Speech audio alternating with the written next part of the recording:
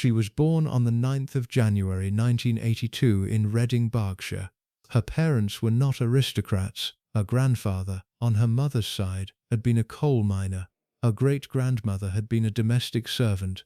Her family's economic foundation had been built across the previous decades by her parents' own active labour. Michael Middleton's career as a British Airways flight dispatcher, then as a co-founder of the family business, and Carol Middleton's work as a flight attendant before she co-founded Party Pieces, the mail-order party supplies company that would, by the time Catherine reached university age, produce the substantial economic resources that funded her education at Marlborough College and at the University of St Andrews. The girl who would, 29 years after her birth, walk down the aisle of Westminster Abbey to marry the future King of the United Kingdom had been, in her foundational class identity, the product of 2 generations of British social mobility. This is the foundational fact about her.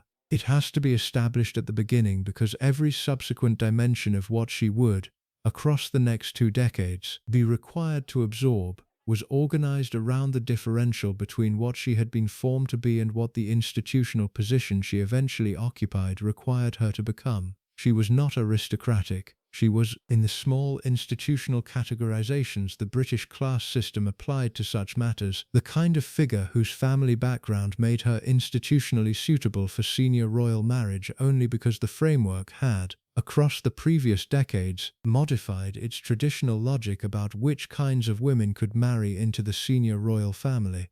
The modification was real. The application of the modification to her case was, however, a complicated institutional event whose various dimensions she would absorb across the long preparation period that her marriage required. What this documentary will examine is the cumulative pattern of pressures Catherine, Kate, as the family and the British public called her across the years that followed, absorbed across the period between her arrival at the University of St Andrews in September 2001 and the contemporary moment of the documentary's preparation. The pattern is substantial.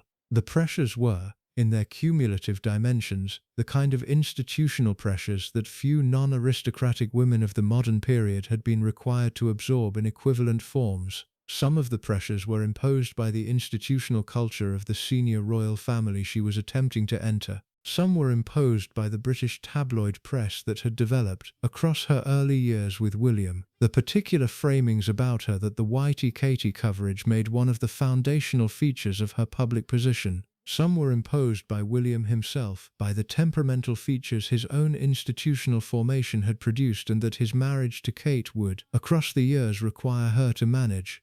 Some were imposed by the cumulative weight of operating inside an institution that was, as we examined in the documentary about William, not always organized to provide equivalent institutional protection to the women who married into it. She absorbed them. This is the structural fact about her that the cumulative pattern of her 2 decades has produced. She did not collapse. She did not produce the dramatic public ruptures that other women in similar institutional positions had produced. She did not, across the various pressure points that her institutional position created, generate the kind of public crises that would have made her position institutionally unsustainable. She absorbed each pressure point as it came. She produced, across the cumulative years, the kind of disciplined, patient response that her particular formation had given her access to. The mechanisms by which she absorbed have been the subject of substantial subsequent examination. Tom Quinn's various books across the recent years have preserved staff accounts that have identified specific dimensions of how Kate operated inside the institution.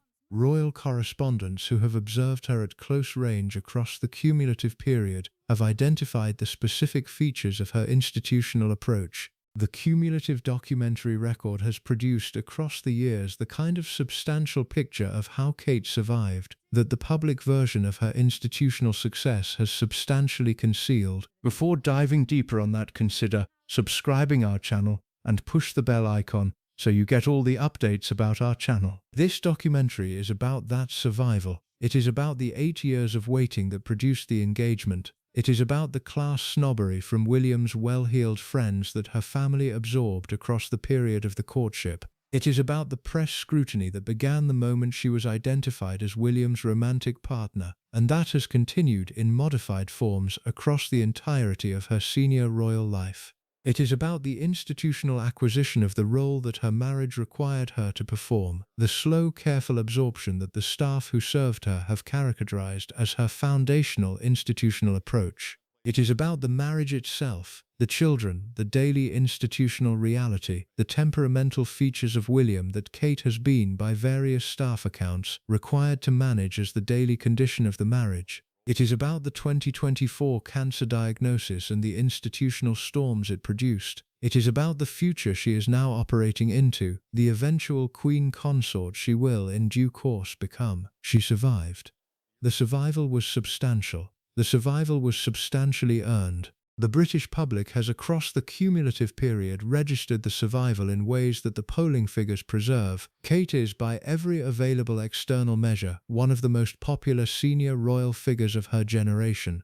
The popularity has been the institutional confirmation that the survival has been recognized. The recognition has been substantial. What the recognition has not always made visible, however, is the cumulative pattern of what was absorbed across the years that produced the survival.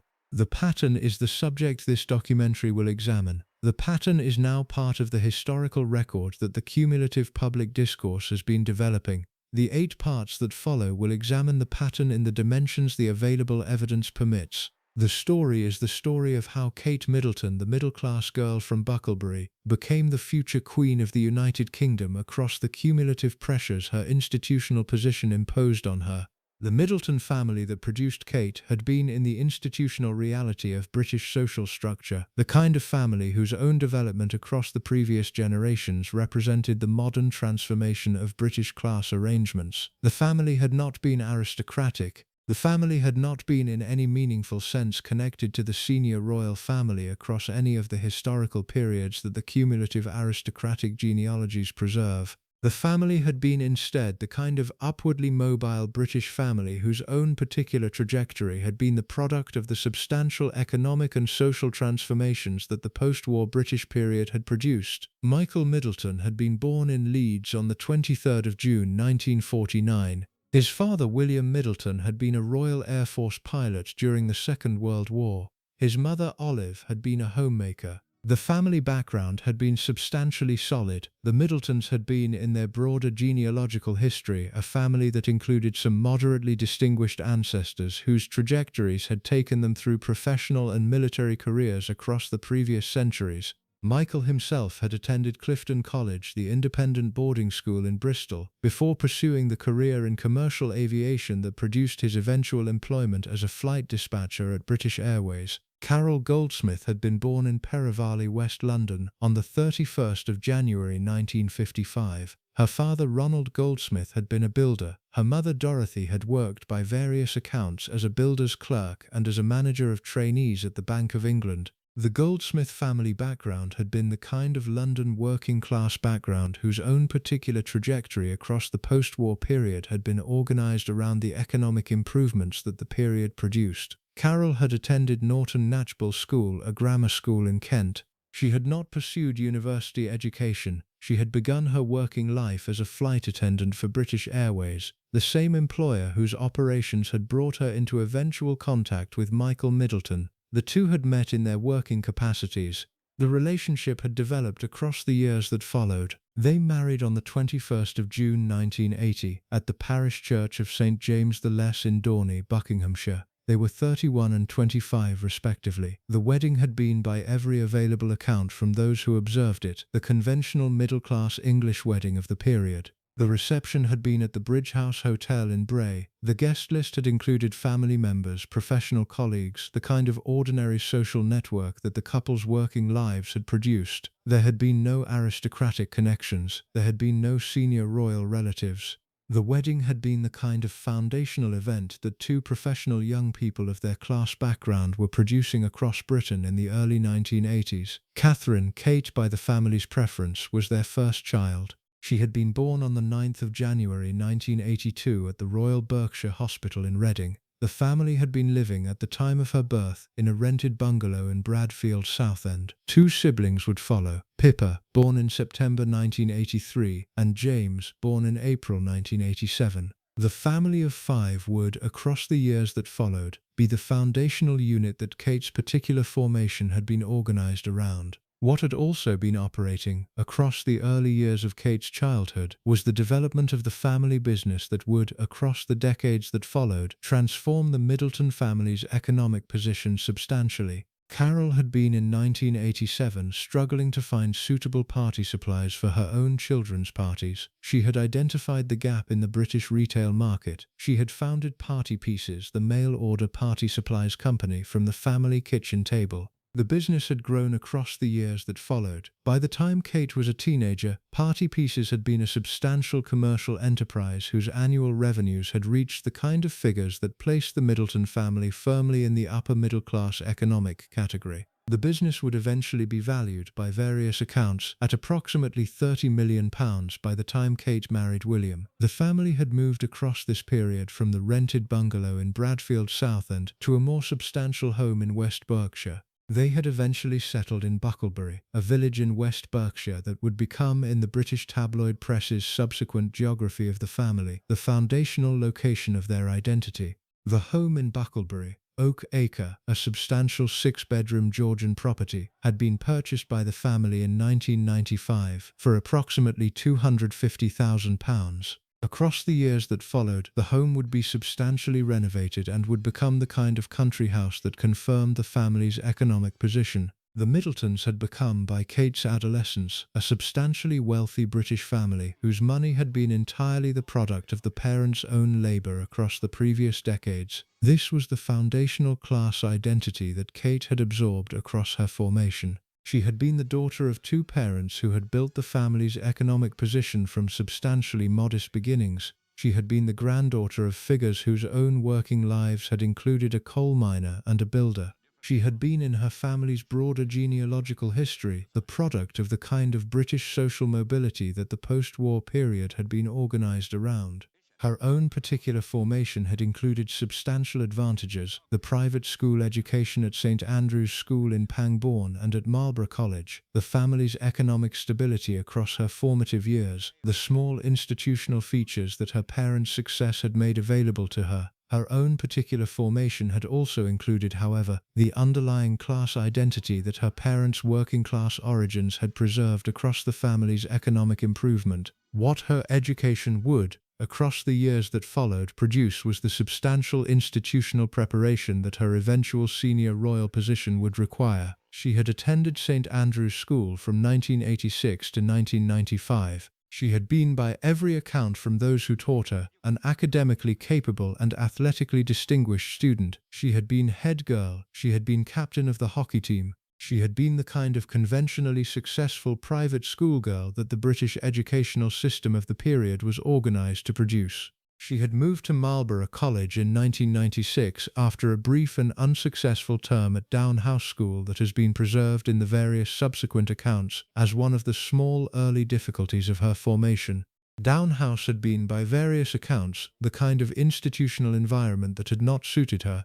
She had been bullied, by various accounts. She had requested removal from the school. Her parents had agreed. She had transferred to Marlborough, which had been the more substantial institutional environment that had produced the kind of successful adolescent education that the Middleton family had been hoping to provide for their children. At Marlborough, Kate had developed the kind of disciplined institutional approach that would, across the years that followed, become one of the foundational features of her adult character. She had been academically successful. She had been athletically distinguished. She had been captain of the field hockey team, an accomplished tennis player, a swimmer of competitive standard. She had been, by every account from her contemporaries at Marlborough, popular without being institutionally distinctive. She had been the kind of head girl figure whose particular success had not produced the kind of dramatic personality features that some of her contemporaries had developed, but had instead produced the disciplined competence that her later life would require. She had completed her A-levels with the kind of academic results that qualified her for university admission to St Andrews.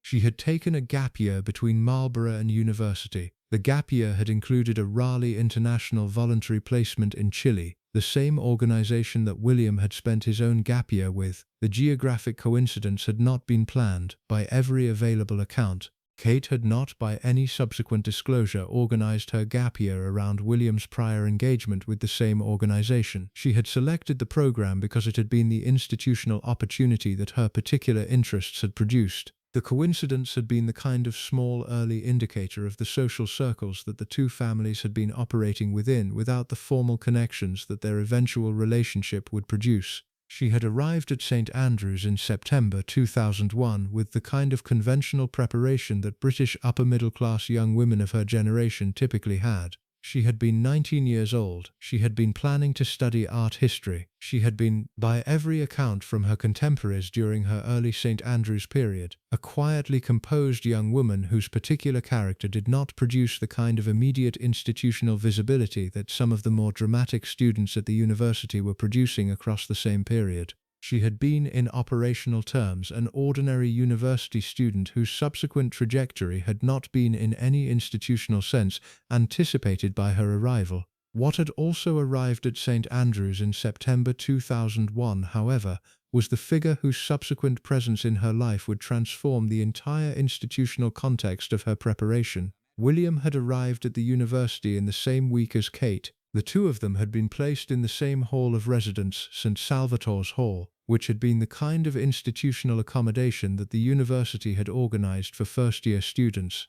They had met across the early weeks of their first year. The friendship that would develop across the years that followed had its foundations in the small daily contexts that their hall of residence produced. What this part has been examining is the foundational identity that Kate brought to her arrival at St. Andrews. She was the middle-class girl from Bucklebury. She was the daughter of two parents who had built the family's economic position through their own labor. She was the granddaughter of figures whose own working lives had included substantially humble beginnings. She was in the institutional reality of British class structure, the product of 3 generations of social mobility. She was the kind of figure whose particular formation had not, in any institutional sense, prepared her for the eventual senior royal position she would occupy. The preparation would have to be acquired, across the years that followed, through the cumulative absorption that her institutional approach had been substantially organized to produce. The acquisition would begin at St. Andrews.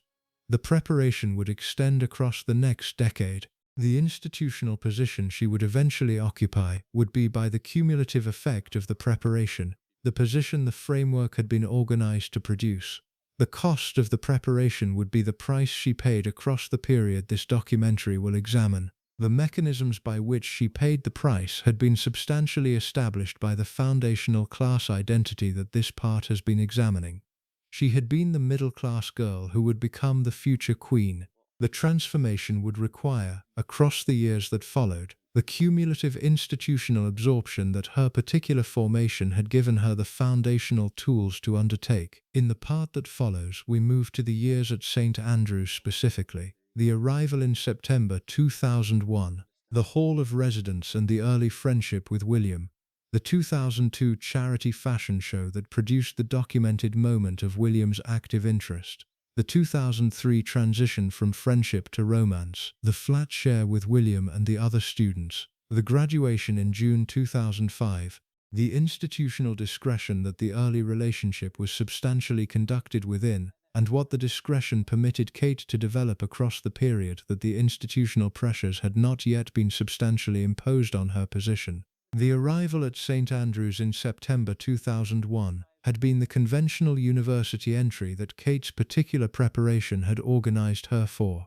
She had moved into St. Salvator's Hall, known across the university as Sally's, in the abbreviation that the university's institutional culture had produced. The hall was the principal undergraduate residence for first-year students at the university. It had been the institutional context in which generations of St. Andrews students had begun their university experience. The hall provided shared meals, common rooms, the kind of small daily institutional structures that university first-year residents had traditionally produced. Kate had been assigned to a single room on the same corridor as William's room. The assignment had been, by every available account, institutional rather than designed. The university had not, in any sense that has been preserved, organized the residence assignments around any particular institutional consideration about William and Kate. The two had been placed in proximity by the standard institutional logic that the university applied to first-year residence assignments. The proximity had, however, the consequence that the two of them encountered each other in the small daily contexts that the hall produced. What this had meant in the practical reality of their early university experience was that they saw each other regularly. They ate meals in the same dining hall. They participated in the same hall events. They saw each other in the corridors, at the small social gatherings that the hall produced, in the various contexts that university first-year residence creates between students on the same corridor. The proximity was the foundation of the friendship that began to develop across their early weeks at the university. What had also been operating across these early weeks was the institutional management that William's presence at the university required. The university had agreed in its arrangements with the senior royal family to provide the kind of institutional environment that would protect William from the press attention his presence would otherwise have produced. The British media had been asked in the period before William's arrival to leave him substantially alone during his university years. The request had been substantially accepted by the British press across the early period. The press had not, across William's first weeks at St Andrews, produced the kind of intensive coverage that his earlier life had been the subject of. The institutional protection had operated. What this had meant for Kate, in the practical reality of her interactions with William, was that she had been able to develop the friendship with him in conditions that the press had not been substantially documenting. She had been, in operational terms, just another student in the hall who was getting to know the future king. The friendship had developed across the small daily contexts of hall life, without the kind of institutional pressure that would in subsequent years become one of the foundational features of her position. William, by every account from those who observed the early period, had been particularly relieved by Kate's response to his presence. He had encountered in his first weeks at St Andrews the kind of institutional difficulty that his position had been producing across his entire visible life. He had been, by his own subsequent statements, struggling with the transition into university life. He had been considering, by various accounts, whether to remain at the university at all. The transition from Eton's institutional environment to the more substantial independence that university required had been more difficult for him than the institutional planning had anticipated. What Kate had provided, across the early weeks of their friendship, was the kind of institutional engagement that William had been hoping to find at university. She had not behaved in their interactions with the kind of star-struck deference that he had received from many other students. She had treated him as a fellow student. The treatment had been, in operational terms, the institutional thing he had been hoping for at university. The chance to be briefly a person rather than only a position. Kate had provided the experience without, in any sense that has been preserved, having organized her behavior around the deliberate provision of it. She had simply been the kind of person whose particular character produced the friendship that William had been hoping to find. The friendship developed across the autumn term of 2001. William and Kate were seen in each other's company at various university events. They participated in the small social activities that the hall produced. They became, by the natural development of university friendships, members of the same broader social circle that had been forming around them in their first term. The circle had included other students who would, across the years that followed, become some of William's closest friends. Fergus Boyd, Olivia Bleasdale, various other figures whose subsequent careers would extend through the senior aristocratic and professional networks that British upper-class students typically populated. Kate, in her position within this circle, had been one of the figures whose presence had been institutionally accepted but not yet centrally important. She had been, by every account from those who observed the period, William's friend rather than his romantic partner across the entirety of their first year. The romantic dimension had not been substantially developed across the academic year of 2001 to 2002.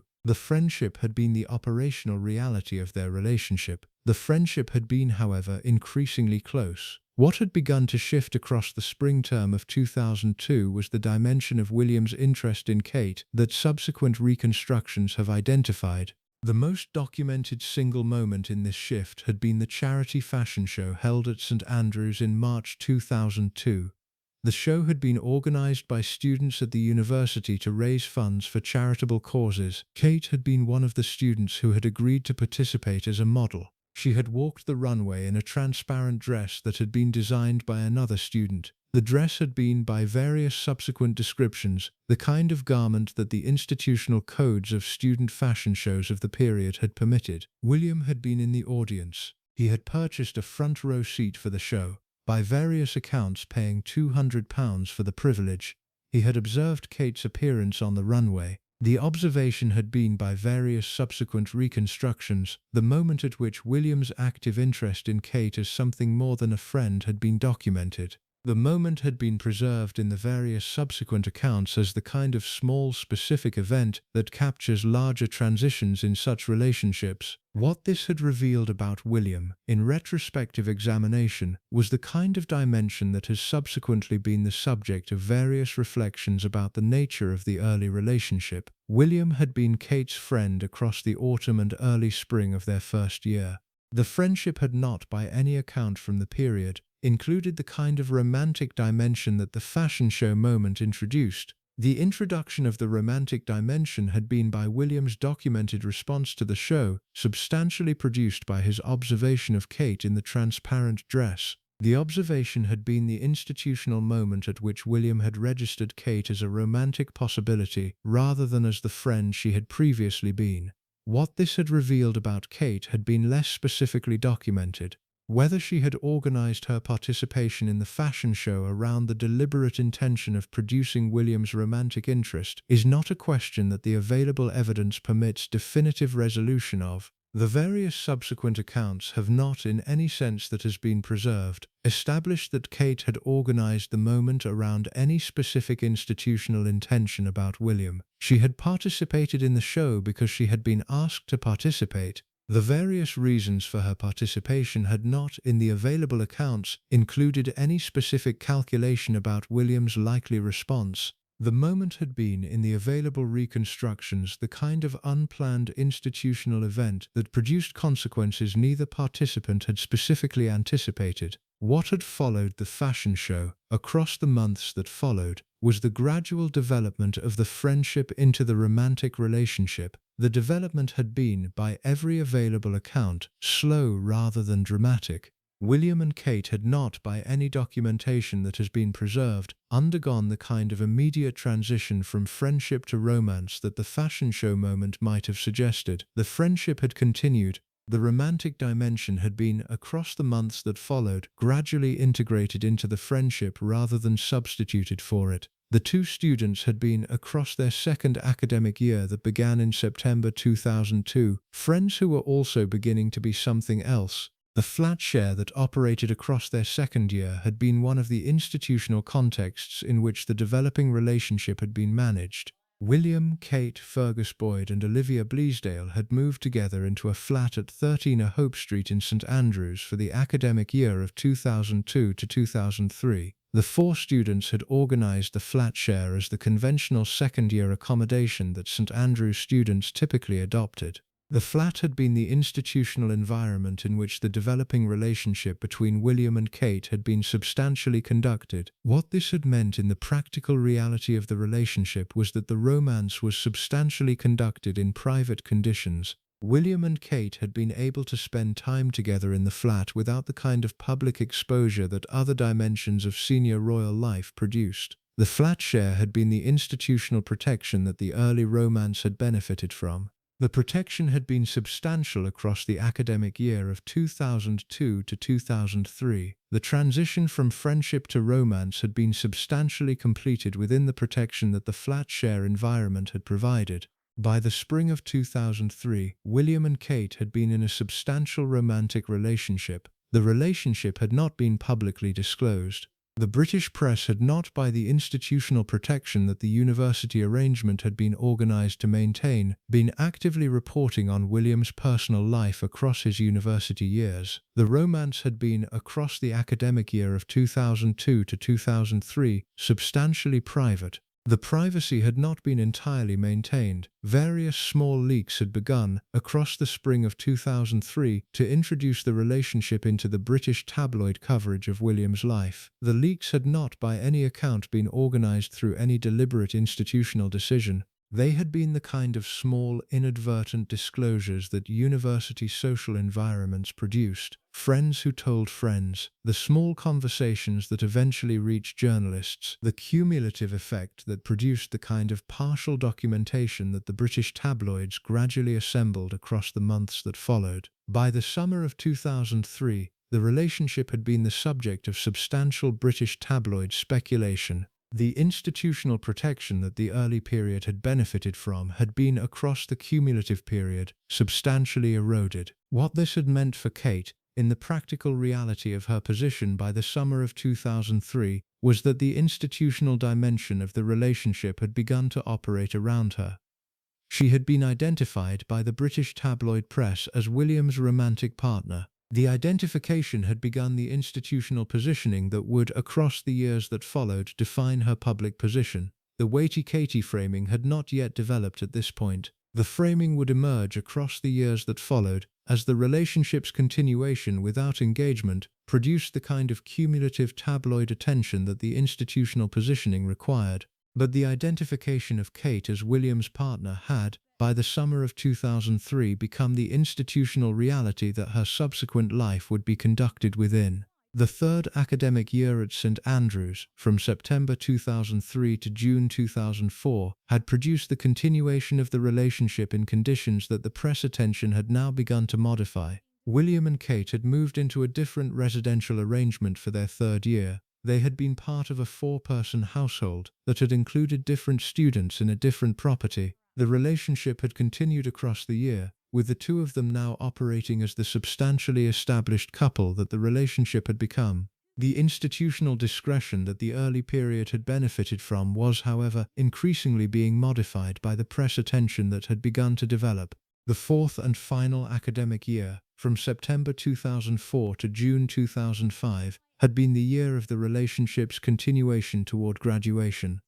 William and Kate had completed their respective degree programs. William had graduated with a 2:1 in geography, a degree class that has been the subject of various subsequent documentary examinations. Kate had graduated with a 2:1 in art history. They had both walked across the stage at their graduation ceremony in June 2005. The ceremony had been the institutional moment that marked the end of the substantially private phase of their relationship. They were now, in operational terms, university graduates who had been together for approximately 3 years, and who would, across the years that followed, have to determine what the next institutional phase of the relationship would actually be. What this part has been examining is the foundational period of the relationship, the years across which Kate and William had developed their relationship in the institutional protection that the university arrangement had provided. The protection had been substantial across the years at St Andrews.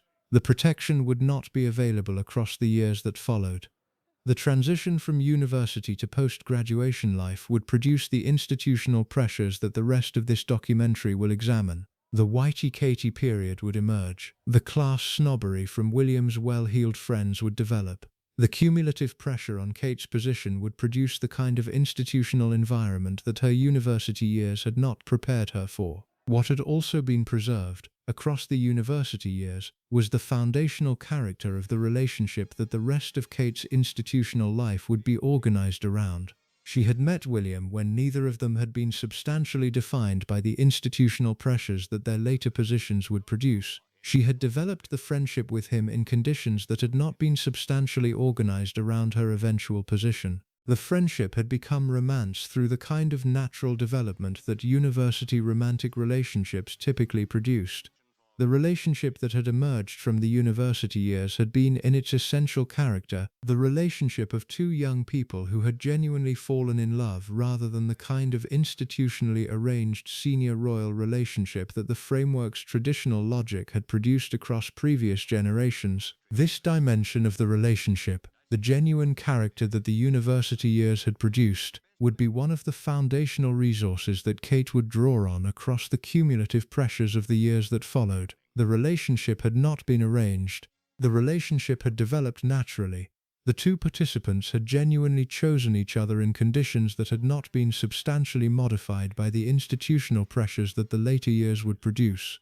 The choosing would, across the cumulative period, be the foundation that Kate's institutional resilience drew on. The institutional pressures that the framework would impose on her would be operating against the foundation that the university years had established. The foundation would, across the cumulative pressures, prove substantially more durable than the framework's traditional pressures had typically produced when applied to senior royal relationships of arranged character. In the part that follows, we move to the post-graduation years. The transition into the public phase of the relationship that the British tabloid coverage had begun to produce. The 2007 breakup, the reconciliation, the Waity Katie framing that defined the years between graduation and engagement, the class snobbery from William's well-heeled friends, the Queen's reported displeasure with Kate's situation, the cumulative institutional pressures that operated across the years between June 2005 and the engagement in October 2010, the 5 years of waiting that produced in retrospective examination the kind of substantial absorbing that Kate had been required to perform across the period.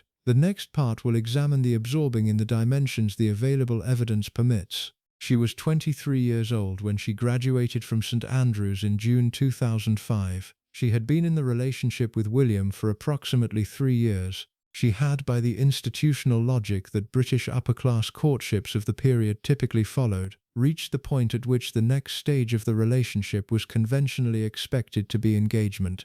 The conventional expectation was the expectation that the British public, the British tabloid press, and the broader social network around her had begun, by the months following graduation, to articulate as the assumption against which Kate's subsequent life would be measured. The engagement did not come. This is the structural fact about the period that ran from June 2005 to November 2010. Across the 5.5 years of this period, William did not propose. The non-proposal would, across the cumulative years, produce the kind of institutional pressure on Kate's position that her university years had not prepared her for. The pressure would have specific dimensions. The pressure would impose specific costs. The pressure would, across its cumulative effect, become one of the foundational features of how the British public came to understand her position. The first dimension of the pressure was professional. Kate was a university graduate. She had been educated at one of the more prestigious universities in Britain. Her degree had been in art history. The conventional next step for a young woman of her class background and educational preparation would have been the kind of professional career that her education had been organized to produce. She did not pursue a substantial professional career. Various subsequent reconstructions have identified the reasons for this absence. The institutional uncertainty about her relationship with William had complicated the question of what kind of professional career would be sustainable, given the press attention her position attracted.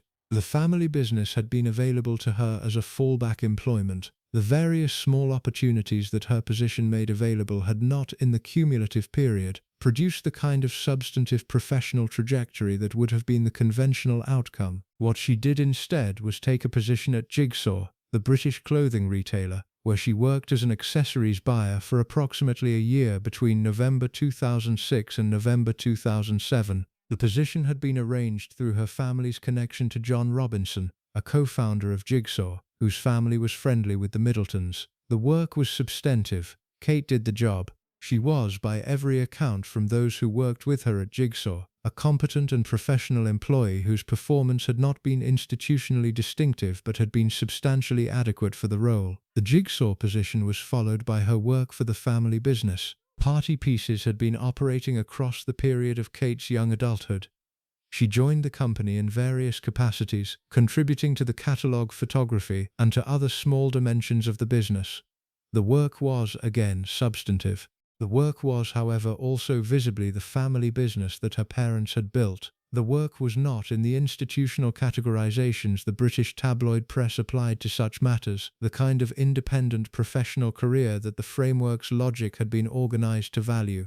The British tabloid press registered the absence of the substantive professional career. The registration would, across the cumulative years, become one of the foundational features of the framing that the British media applied to Kate. The framing was the Waity Katie framing. The framing characterized her with the kind of sustained mocking attention that British tabloid coverage of young women in her position had been organized to produce. As a young woman whose primary occupation was waiting for William's commitment, The framing reduced her, by its cumulative effect, to a passive figure whose own professional life was being organized around the absence of her partner's decision, rather than around any substantive achievement of her own. The framing was, in operational reality, substantially humiliating. Kate had been working. She had been operating in conditions that the press attention had imposed on her. She had been managing, across the cumulative period, the kind of public scrutiny that few young women of her age had been required to absorb. The framing did not capture this. The framing captured only the absence of the engagement that the institutional logic had organized the public expectation around. The absence had been, by the framing's logic, the diagnostic feature of her life. The framing made the absence the central fact about her. What had also been operating, across the same period, was the institutional dimension of the senior royal family's response to her continuing position without engagement. The Queen's reported displeasure had been the foundational dimension of this response. The royal correspondent Phil Dampier preserved in the documentary record the assessment that during the 8 years Kate dated William before their engagement, she appeared to be doing very little. A palace source, by various accounts, told the Daily Mail that the Queen had been furious with Kate because she was simply lazy, and that the palace had pressured her to find a proper job and not wait idly for William's proposal. The reported displeasure had institutional consequences that have to be examined in their specific dimensions. The Queen's institutional position made her assessment of Kate's situation substantially significant. The Queen had been, across her decades on the throne, the figure whose institutional assessments shaped many dimensions of how the senior royal family operated. Her reported displeasure with Kate's situation had been, in operational terms, the institutional pressure that William and Kate had been required to absorb across the cumulative period. Whether the Queen had been furious in the precise terms the Daily Mail source had characterized has not been definitively established. What is documented is that the senior royal family had been operating, across the period, with substantial institutional pressure on Kate's position that she had been required to manage. The pressure had also been operating from another dimension, the class snobbery from William's social circle. This dimension has been documented across various subsequent sources. The most preserved single feature has been the doors to manual framing. The phrase had been, by various accounts, the joke that William's well-heeled friends had applied to Carol Middleton. The framing referenced Carol's former career as a flight attendant and the small cabin announcement about manually operated emergency exits that flight attendants of her generation had typically delivered. The joke had been, in its operational reality, the kind of small institutional dismissal that the British aristocratic class had developed for figures whose backgrounds did not match their own. The framing had been preserved across the documentary record as one of the small specific indicators of how William's social circle had received the Middleton family. The circle had been the circle that William had been operating within across his Eton years, his St. Andrews years, and the post-university period that produced his professional military service. The circle had been, by every account from those who observed the period, substantially aristocratic in its composition. The circle had registered, across the cumulative period of Kate's relationship with William, the differential between her family background and the aristocratic norms that the circle had been organized around. What this had meant for Kate in the practical reality of her position was that she had been operating across the cumulative period with the kind of social pressure that her university friendships had not produced. The St. Andrews period had been substantially protective. The post-graduation period had been substantially exposed. She had been required, across the cumulative years, to attend the various social occasions that William's circle organized, and to absorb the small daily indicators of how the circle was assessing her family. The absorbing had been substantial. The cumulative effect had been the kind of class consciousness that her formation had been substantially developing across the years. What had also been operating across the cumulative period was the daily reality of William's institutional life that Kate had been observing. He had been in his Sandhurst training across 2006. He had been in his subsequent military service across the years that followed. He had been operating, by every account from those who observed him, in the kind of post-university extension of his late adolescence that British upper-class young men of his class had typically pursued across the period. He had been at nightclubs. He had been at country parties. He had been photographed at various social occasions where Kate had not been present. The cumulative effect had been the developing impression that William's commitment to the relationship had not been institutionally complete. By the spring of 2007, the cumulative pressure had reached the point at which something had to give. The breakup occurred in April 2007. The exact circumstances have been preserved in fragments across the various accounts. William had reportedly told Kate, in conversations across the early months of 2007, that he was not yet ready for the engagement that the relationship's logic required. He had reportedly framed his position around his desire to maintain the life of a bachelor while serving in the military. The framing had been the institutional framing of someone who had decided that the freedoms of his late 20s were not yet to be relinquished for the institutional requirements of senior royal marriage. The communication had produced the breakup. The breakup was the institutional moment at which the cumulative pressures of the period crystallized into a public event. The British tabloid press registered the breakup with the kind of sustained attention that the previous years had organized them to produce. The framing was the framing the tabloids had been developing. The Waity Katie, who had been waiting for the engagement, was now the woman who had waited too long. The narrative had been completed by the breakup. Kate had been the figure whose patience had not in the end produced the institutional outcome that the patience had been organized around. She had been left. What Kate did across the months that followed has been preserved across the various subsequent accounts. The pattern of her response has been one of the most consistently documented dimensions of her institutional approach. She did not produce across the period of the breakup the kind of dramatic public response that other women in her position might have produced. She did not give interviews. She did not produce statements through intermediaries. She did not in any visible way attempt to recover William through the small mechanisms that some women in similar situations had attempted across the previous decades. What she did instead was the disciplined continuation of her ordinary life. She continued at her jigsaw position. She attended social events that her position required. She was photographed across the months that followed at the various social occasions that the British calendar produced. She was photographed walking confidently through London with the kind of composed external presentation that her temperament had been substantially organized to produce. The photographs preserved across the cumulative period the kind of public dignity that her response had been organized around. She was not visibly devastated. She was not visibly destroyed. She was, in operational terms, a young woman who had absorbed a difficult relationship development and had continued with her life. This dimension of her response had institutional consequences that the rest of her life would benefit from. The British public registered the response. The response produced the kind of cumulative public sympathy that her previous Waity Katie framing had not produced. She was, by the autumn of 2007, the figure whose institutional dignity had been substantially established by the way she had absorbed the breakup. She had been left. She had not collapsed. She had continued. The continuation had been the institutional achievement that her response had produced. She also, across this period, modified her social presentation in ways that subsequent reconstructions have identified. She began appearing at various social occasions in conditions that the previous period had not produced. She was photographed dancing at clubs, attending parties, visibly enjoying her single life. The visible enjoyment had been, by various accounts, partly authentic and partly strategic. She had been demonstrating by her visible behavior that her life was not organized around the absence of William. The demonstration had been the institutional response that her position required.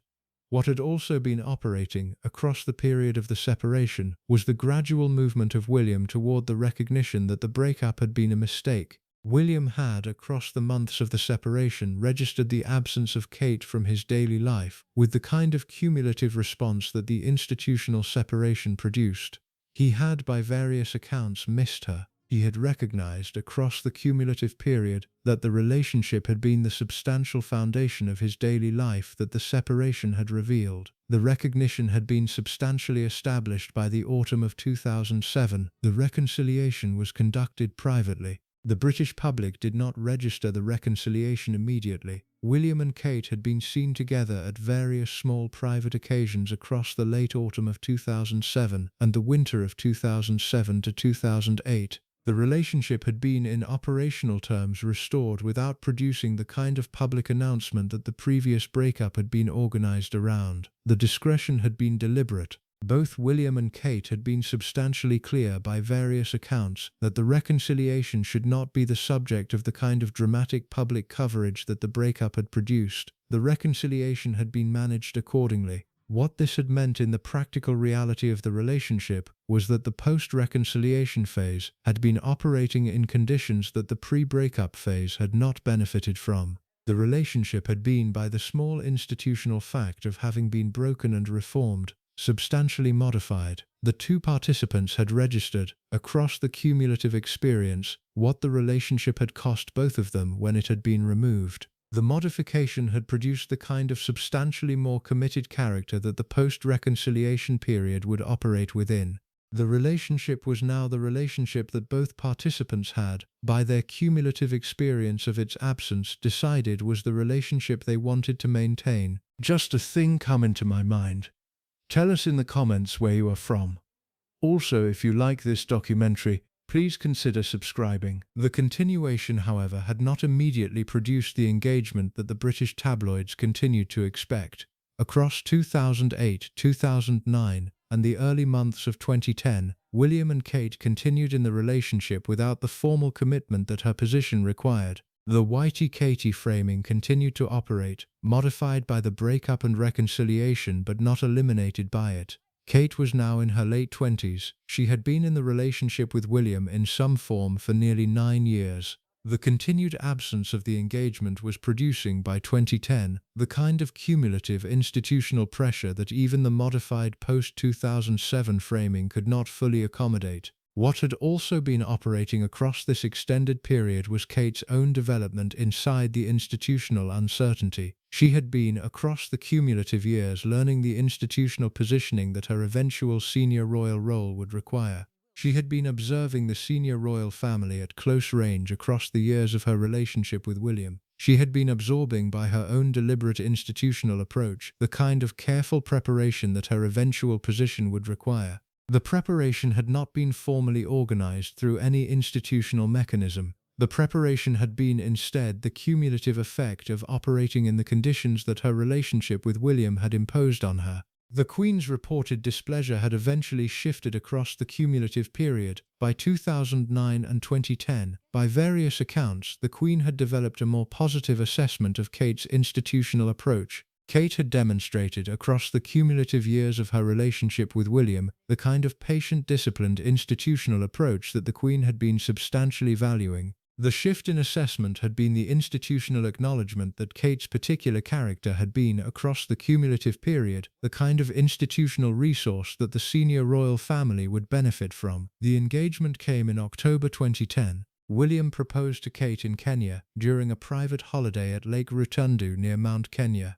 He used Diana's engagement ring, the sapphire and diamond ring that had been one of the most photographed pieces of jewelry of the 1980s. The proposal was the institutional resolution that the previous 9 years of the relationship had been working toward. The announcement was made on the 16th of November 2010. What the 8 years had cost Kate was substantial. She had absorbed the press scrutiny that the Waity Katie framing had imposed across the cumulative period. She had absorbed the class snobbery from William's social circle. She had absorbed the Queen's reported displeasure with her position.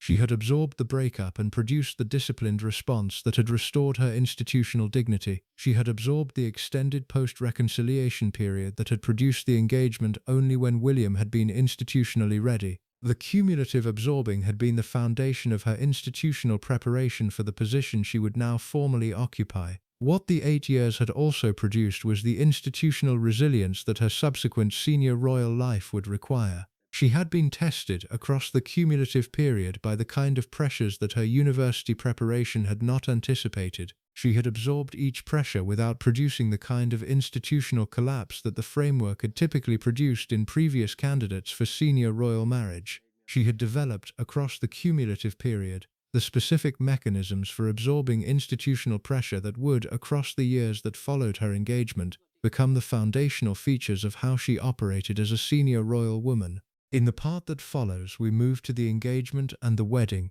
the October 2010 proposal at Lake Rutundu, the institutional preparation across the months between engagement and wedding, the April 29, 2011 wedding at Westminster Abbey, the 2 billion global audience, The early months of the marriage at Nottingham Cottage. The Anglesey period, when William's RAF search and rescue posting produced the small private living conditions that every account preserves as the most consistently positive period of the marriage. The institutional foundation that the early period established. The proposal at Lake Rotundu had occurred on the 20th of October, 2010. The location had been a small wooden cabin on the slopes of Mount Kenya, in the area where the senior royal family had maintained connections to the broader network of African conservation organizations that Charles had been substantially engaged with across his adult life. The cabin was rustic. It had been chosen by William specifically because the privacy it offered would allow the proposal to occur without the institutional pressures that other locations would have produced.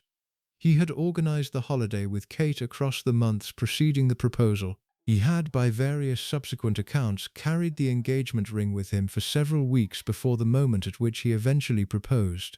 The ring was the sapphire and diamond ring that Diana had received from Charles on the 6th of February 1981.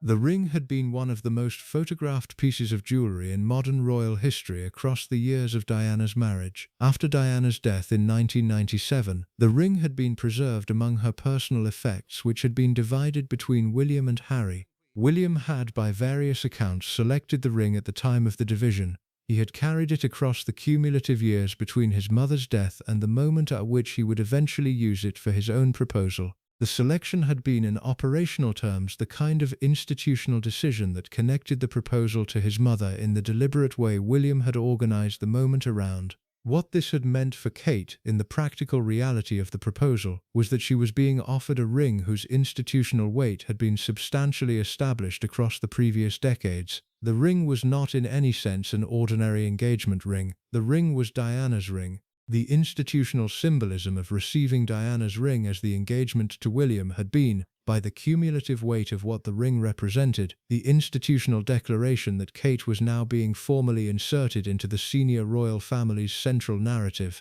The narrative had been organized around Diana across the previous decades. The institutional question of who would, across the next generations, occupy the position Diana had occupied had been substantially open.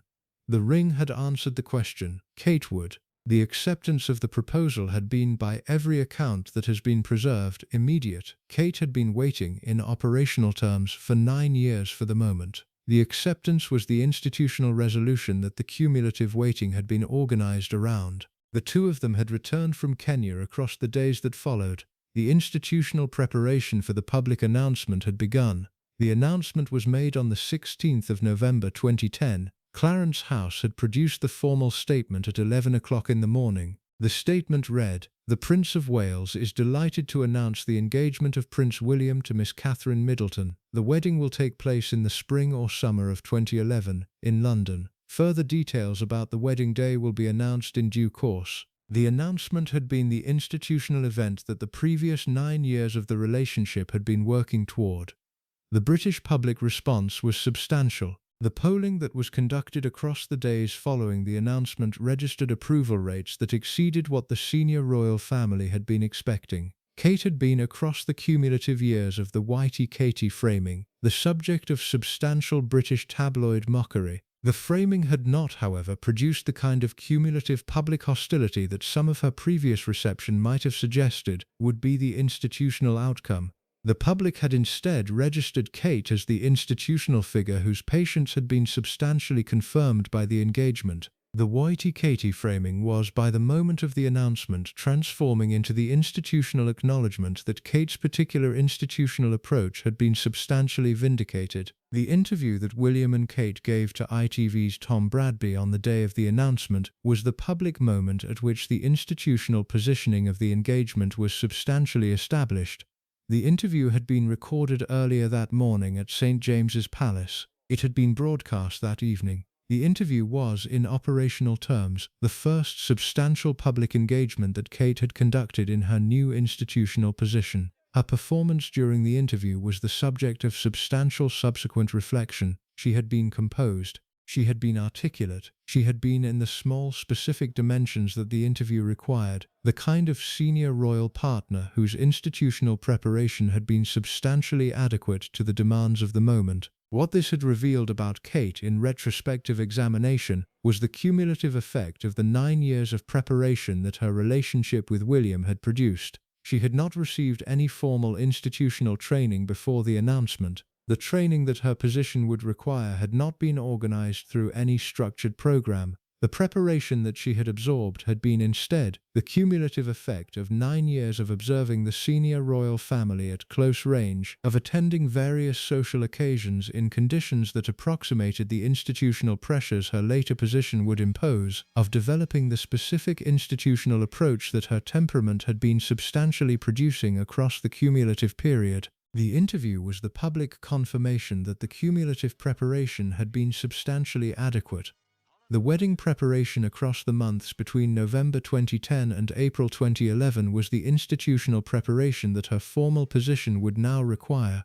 The preparation included specific institutional dimensions that were preserved across the documentary record. Kate had received briefings from various senior figures of the royal household on the institutional codes that her position would require her to absorb. She had received briefings on the protocol that her marriage would require her to perform. She had received the kind of institutional preparation that some accounts have characterized as substantially formal, while other accounts have characterized as substantially informal. The preparation had operated. The cumulative effect had been the substantial institutional readiness that her wedding day would require. The wedding dress had been the institutional preparation that the British public had been particularly engaged with across the months preceding the wedding. The selection of the designer had been the subject of substantial speculation. The eventual choice, Sarah Burton at Alexander McQueen, had been kept substantially confidential across the months of the preparation. Kate had selected the design through a process that had, by every available account from those involved, been substantially organized around her own preferences rather than around external institutional pressures. The selection had been one of the small institutional moments that had revealed her capacity to direct her own preparation, despite the institutional pressures around her. The preparation also included the specific institutional dimensions that her family would have to manage. Carol Middleton in particular had been the subject of substantial subsequent attention. The preparation had been the institutional moment at which the broader Middleton family was being formally inserted into the senior royal family's institutional environment. Carol had managed her own preparation across the months. She had been attending the various social occasions that her new institutional position required. She had been, by every account from those who observed the period, substantially competent in the dimensions her position required. The doors to manual framing that William's well-heeled friends had applied to her across the previous years had not, by the institutional reality of the wedding preparation, modified her institutional position. She had been the mother of the future Queen Consort.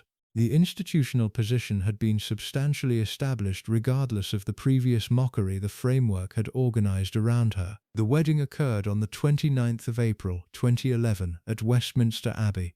The institutional event had been organized with the kind of substantial preparation that senior royal weddings of modern history typically required. The estimated global television audience had been approximately 2 billion.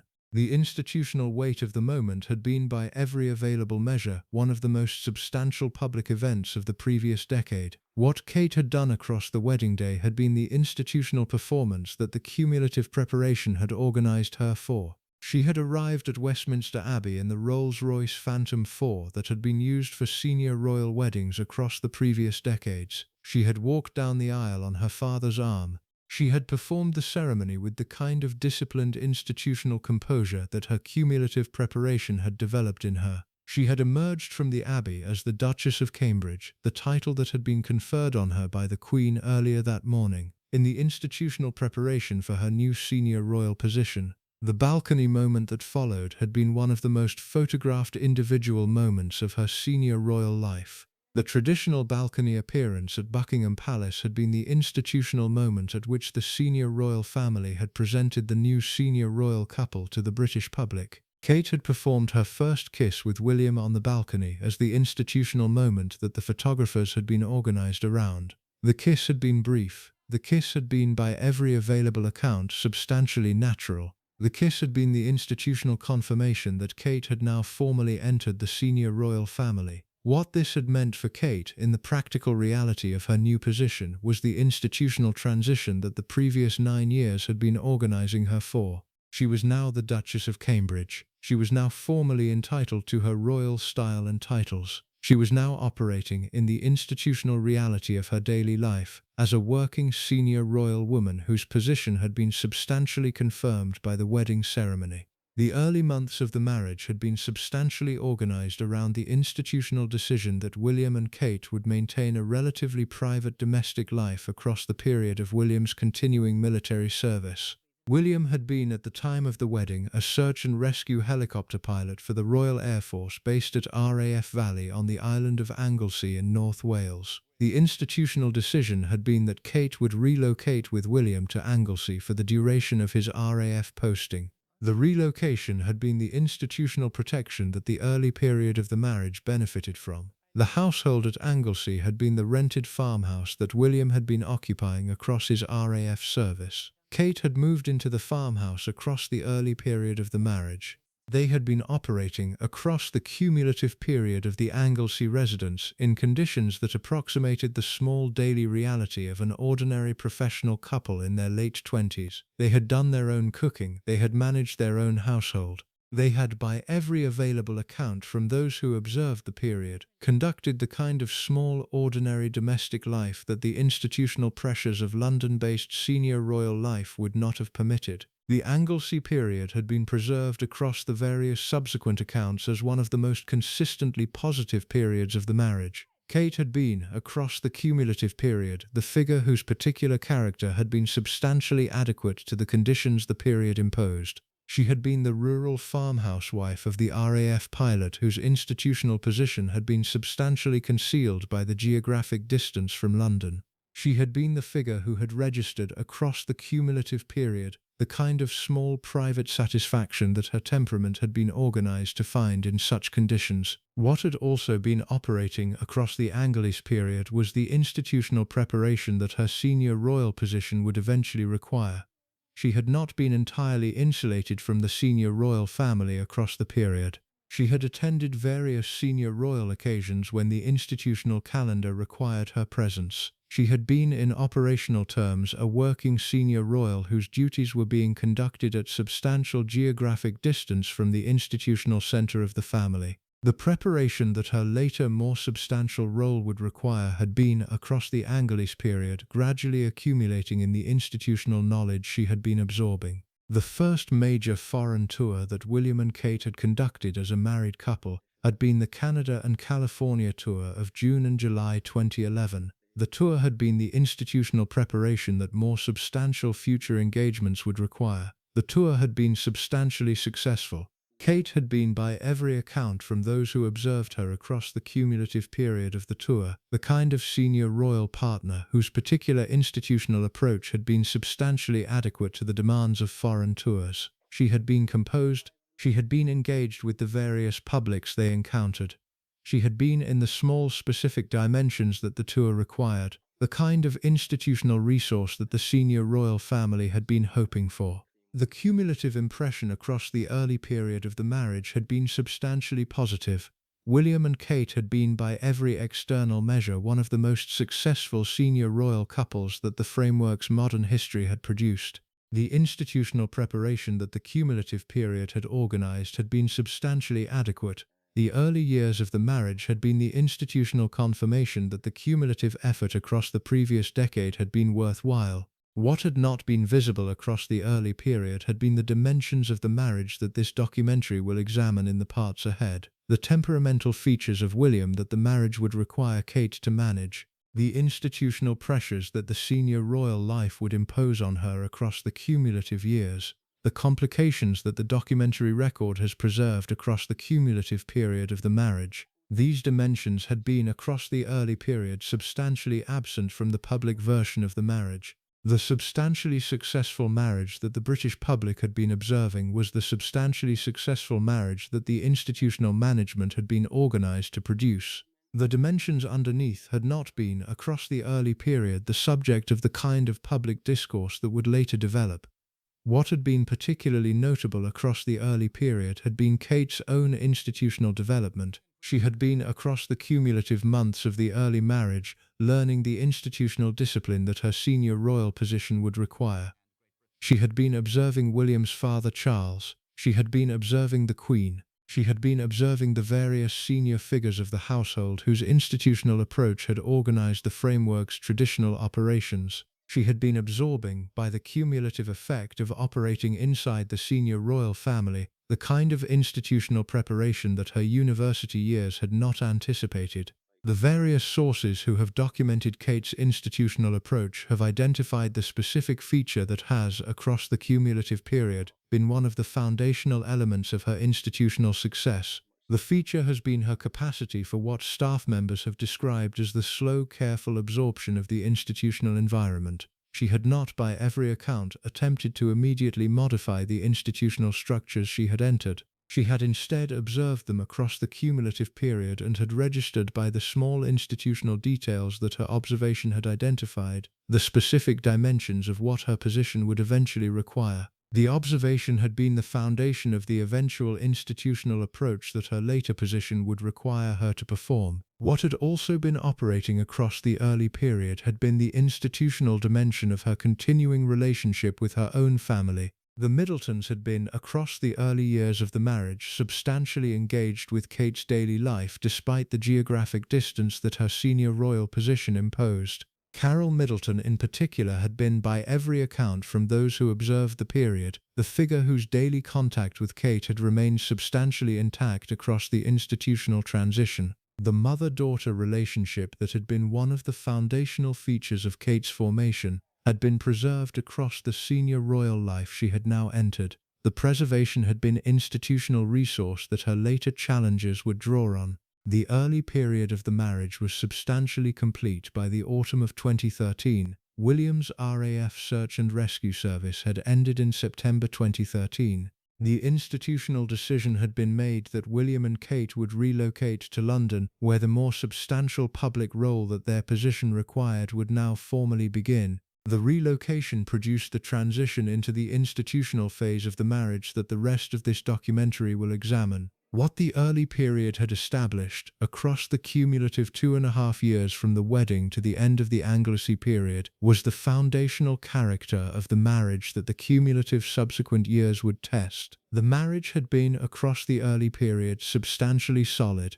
The two participants had been operating in conditions that had permitted the genuine character of their relationship to develop without the substantial pressures that London-based senior royal life would impose. The foundation had been established. The cumulative subsequent challenges would test the foundation across the years that followed. The next part will examine the substantial pressures that the post-Anglesey period imposed on Kate's institutional position. In the part that follows, we move to the period from autumn 2013 forward. The births of the three children, George in 2013, Charlotte in 2015, Louis in 2018. The substantial public role that Kate now had to formally occupy. The institutional acquisition of the senior royal position that the post-Anglesey period required. The mentoring she received from various figures of the senior royal household, the strategic approach that her institutional success would be substantially organized around, the slow, careful absorption that the staff who served her have characterized as her foundational institutional approach. The first pregnancy was announced on the 3rd of December 2012. The announcement had been institutionally early. The conventional practice for senior royal pregnancy announcements had been to wait until approximately 12 weeks. The institutional decision to announce earlier had been made because Kate had been admitted to King Edward VII's hospital with hyperemesis gravidarum, the severe form of morning sickness that had affected her substantially across the early weeks of the pregnancy. The hospital admission had been the institutional event that required the public disclosure. The pregnancy had been announced through Kensington Palace. The British public had received the news with the kind of substantial enthusiasm that senior royal pregnancy announcements typically produced. The hyperemesis gravidarum was substantial across the early months of the pregnancy. Kate had absorbed the condition with the kind of disciplined institutional response that her cumulative preparation had organized her to produce. She had not, by any record that has been preserved, complained publicly about the condition. She had not produced the kind of public statements that some other senior royal women in similar circumstances might have produced. She had instead managed the condition privately while continuing to fulfill the institutional duties her position required when the condition permitted. What this had revealed about her institutional approach had been substantial. She had been, across the difficult early months of her first pregnancy, the kind of senior royal woman whose institutional discipline had been substantially organized around the absorbing of personal difficulties without producing public manifestations of them. The pattern would, across the cumulative subsequent years of her senior royal life, become one of the foundational features of how the British public came to understand her institutional approach. She had been, across multiple difficult periods, the figure whose private absorbing had been substantially adequate to the institutional pressures her position imposed. Prince George had been born on the 22nd of July 2013 at the Lindo wing of St Mary's Hospital in Paddington, the same maternity ward where William himself had been born 31 years earlier, and where Diana had given birth to both of her sons. The institutional weight of the location had been substantially preserved across the cumulative decades. The decision to use the same maternity ward had been the institutional continuity that the senior royal family had been organized around across the period.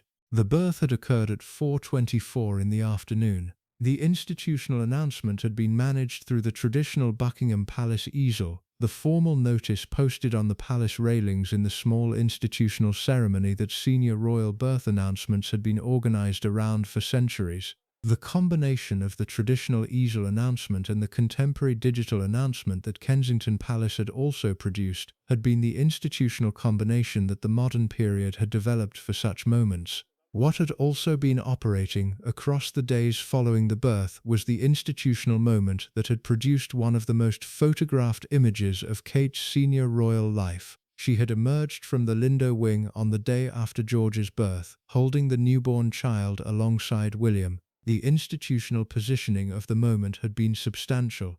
The British public had been watching. The international media had been watching. The image had been preserved as the institutional confirmation that Kate had successfully produced the third in line to the British throne. The image had also been the institutional moment at which one of the small features of Kate's particular approach had been substantially visible. She had been, during the photo opportunity, visibly tired but composed. She had been wearing a dress that had been visibly affected by her recent labor. She had, in operational terms, presented herself to the world as the new mother who had just given birth, rather than as the institutional figure whose presentation had been substantially organized to conceal the recent reality of her labor. The decision had been preserved across the various subsequent reflections as one of the small early indicators of how Kate would, across the cumulative subsequent decades, organize her institutional approach. She would not pretend that the difficult dimensions of life had not occurred. She would instead present them in the institutional dimensions that her position permitted. Princess Charlotte had been born on the 2nd of May 2015 at the same Lindo wing. The institutional reception had been conventional, the second royal child, the addition to the family that the framework had been organized around, the continuation of the senior royal succession that William and Kate had been institutionally producing. Charlotte's birth had been, by every available account, a substantially less institutionally pressured experience than George's birth had been. Kate had absorbed the second pregnancy with substantially less hyperemesis difficulty than the first pregnancy had produced.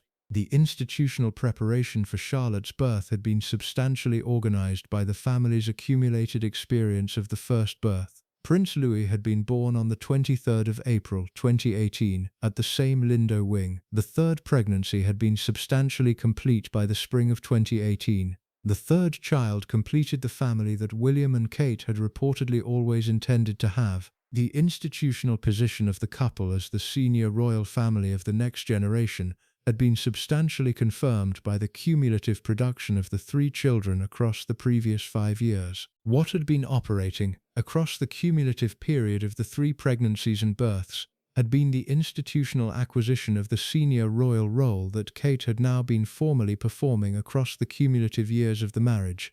The acquisition had been substantial. The acquisition had been, by the cumulative observation of those who watched Kate at close range, substantially organized around the specific institutional approach that her temperament had been producing.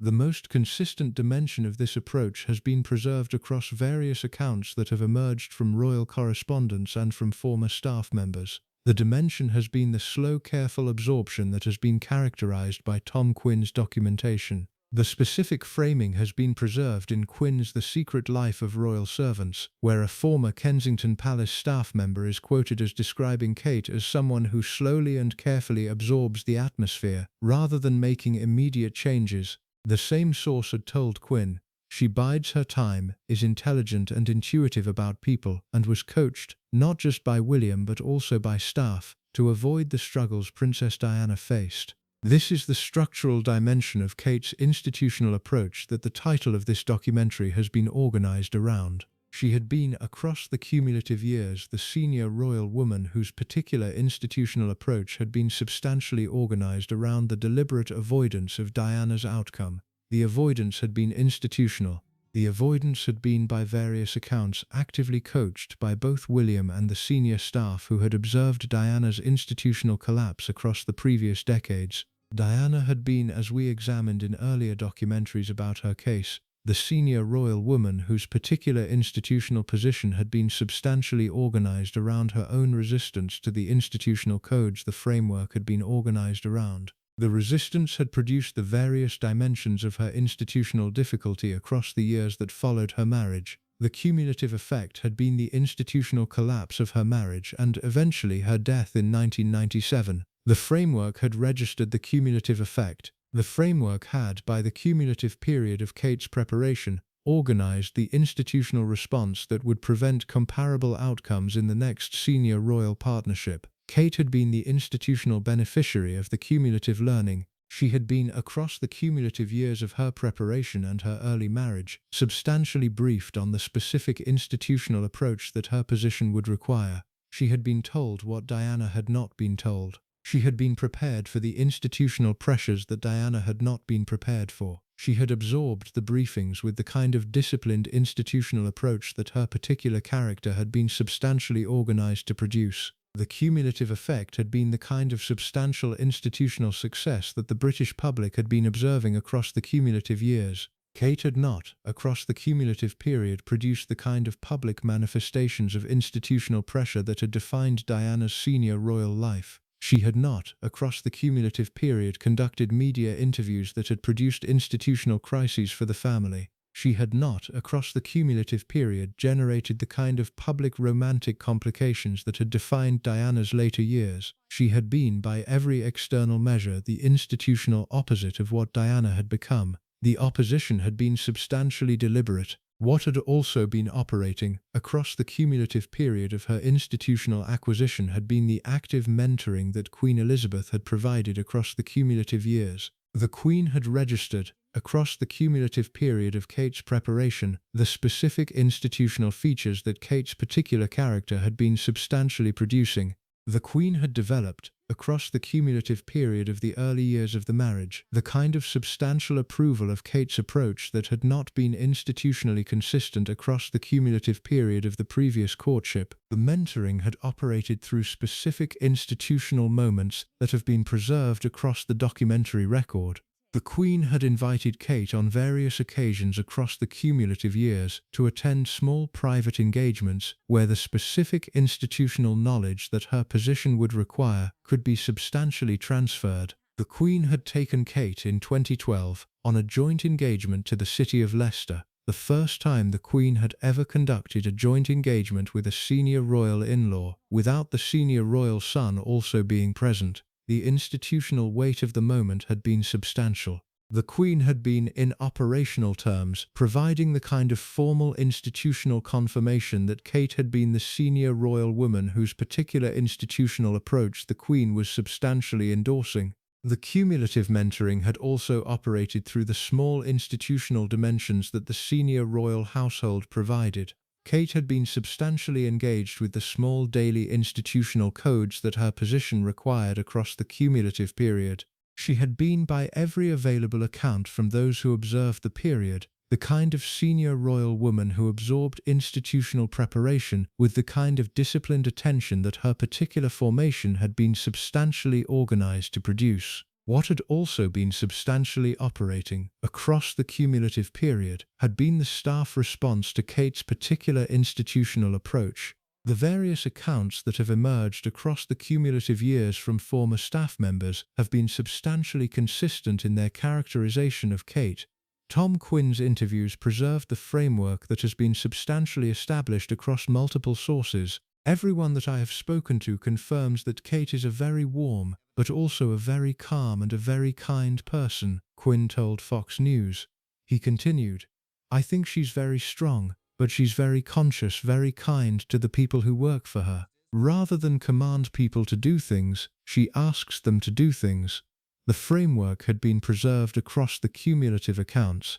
Kate had been by every available assessment from staff members who had served her across the cumulative period, the kind of senior royal woman whose institutional approach had been substantially organized around the kind of warm engagement with staff that had been one of the framework's most positive institutional features. She had been the figure whose particular character had produced, across the cumulative period of staff who had served her, the kind of consistent positive assessment that her institutional approach had been substantially organized to produce. What this had meant for Kate's institutional position across the cumulative period of her senior royal preparation had been substantial. She had been substantially popular among the staff who had served her. She had been substantially endorsed by the Queen across the cumulative period. She had been by every external measure the kind of senior royal woman whose particular institutional approach had been substantially adequate to the demands her position imposed. The cumulative popularity had also been registered in the British public's assessment of Kate.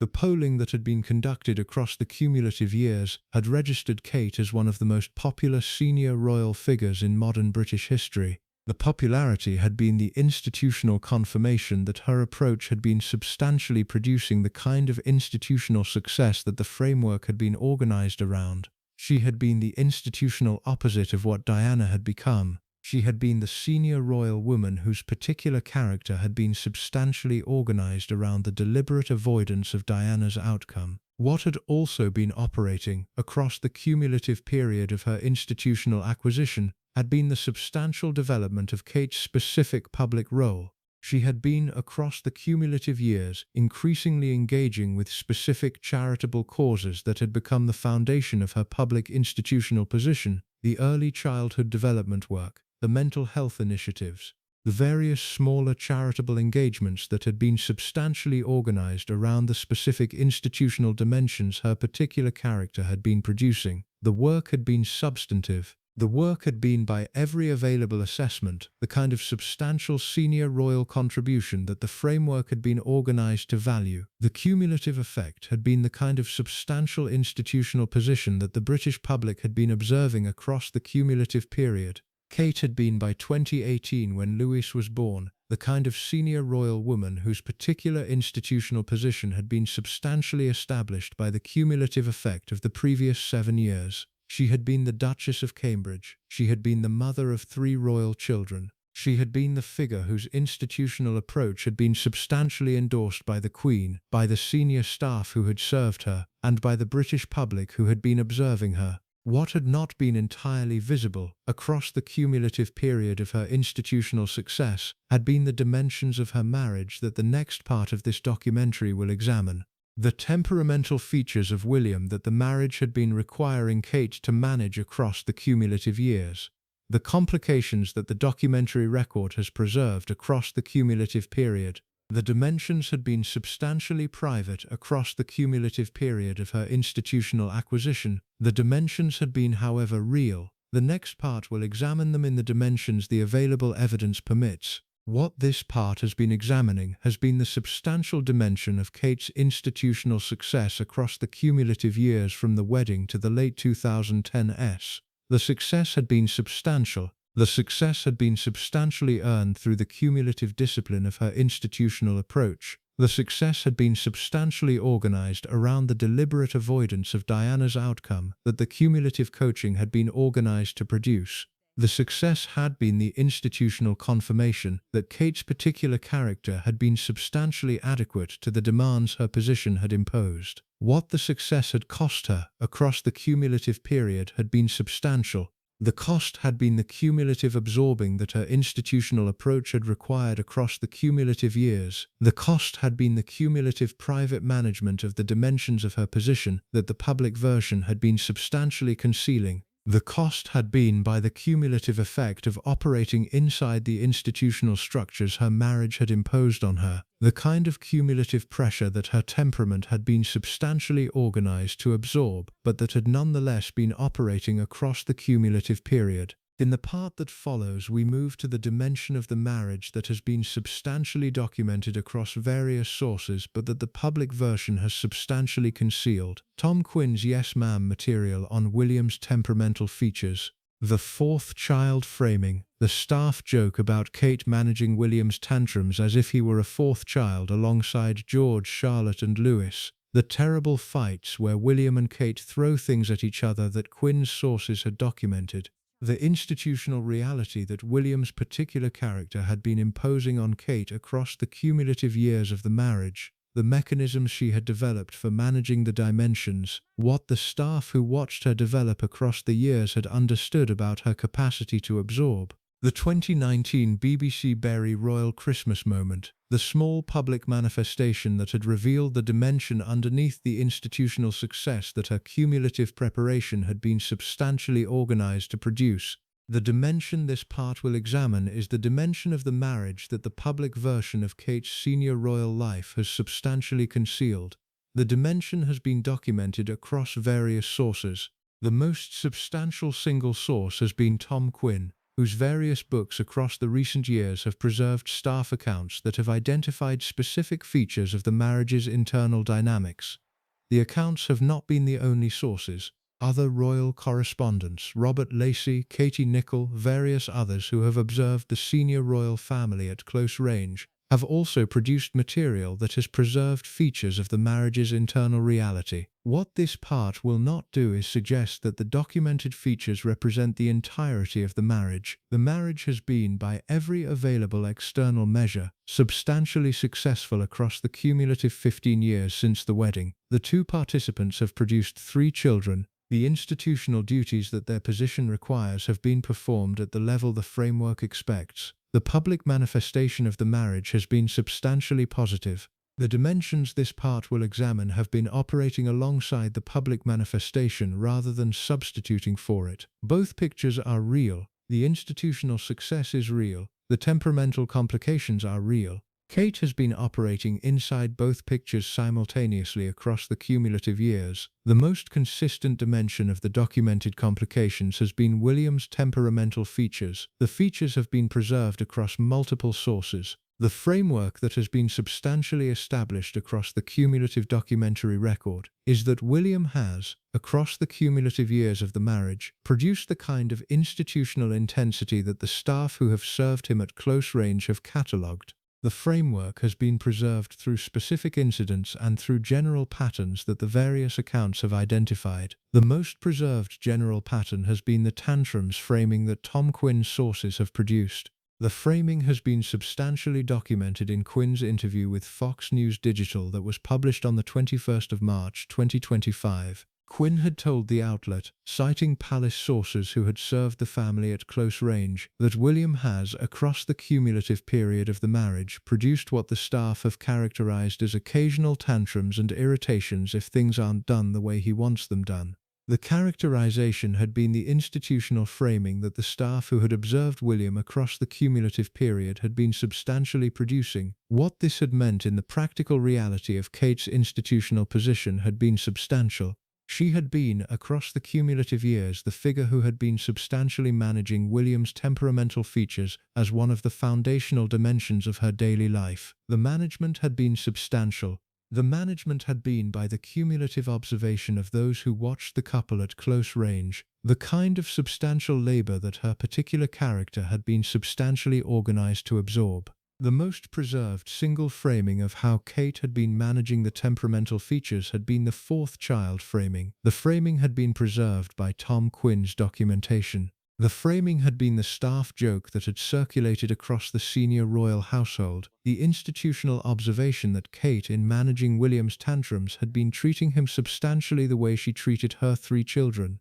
The framing had been preserved across the cumulative period as the institutional acknowledgement of the dimension underneath the public version of the marriage. Quinn had specifically told Fox News Digital, when Kate and William first got together, William tended to have tantrums if things didn't go his way because he was still this emotionally needy child who grew up into an emotionally needy adult. The framing had been substantial. The framing had positioned William as the figure whose particular character had been substantially organized around the kind of emotional needs that his upbringing had not, by the cumulative effect of the institutional formation we examined in the documentary about him, been substantially organized to address. Kate had been the figure whose marriage had been substantially organized around the daily management of those emotional needs. The more substantial dimension of the documented complications had been preserved in Quinn's earlier book, Gilded Youth, An Intimate History of Growing Up in the Royal Family. Published in 2023, the book had drawn on interviews with various figures who had served the senior royal family across the cumulative decades. The most substantial single account that the book had preserved had been the framing of the marriage's internal conflicts that the staff had documented. The specific framing had been preserved in the cumulative documentary record as one of the most substantial single dimensions of the marriage's internal reality. The framing had been, they have terrible fights where they throw things at each other. The framing had been, by Quinn's documentation, the institutional observation that the staff who had served William and Kate at close range had been producing across the cumulative years. The framing had to be examined directly, because the framing has been one of the most substantial single pieces of evidence about the dimensions of the marriage that the public version has substantially concealed. The framing did not establish in any sense the documentary record permits definitive resolution of the specific frequency or character of the alleged terrible fights. The framing established that the staff who had observed the couple at close range had registered, across the cumulative period, the kind of conflicts that throwing things at each other would imply. The framing was the institutional observation. The institutional observation had been preserved. What this had revealed about the marriage, in retrospective examination, had been the specific dimension that the public version had substantially concealed. The marriage had not been, in its actual operational reality, the kind of consistently calm institutional partnership that the public manifestation had suggested. The marriage had included, by the cumulative documentary record, the kind of substantial conflict that any honest examination of senior royal marriages of long duration has typically identified. The conflict had been operating alongside the substantial institutional success. Both had been real.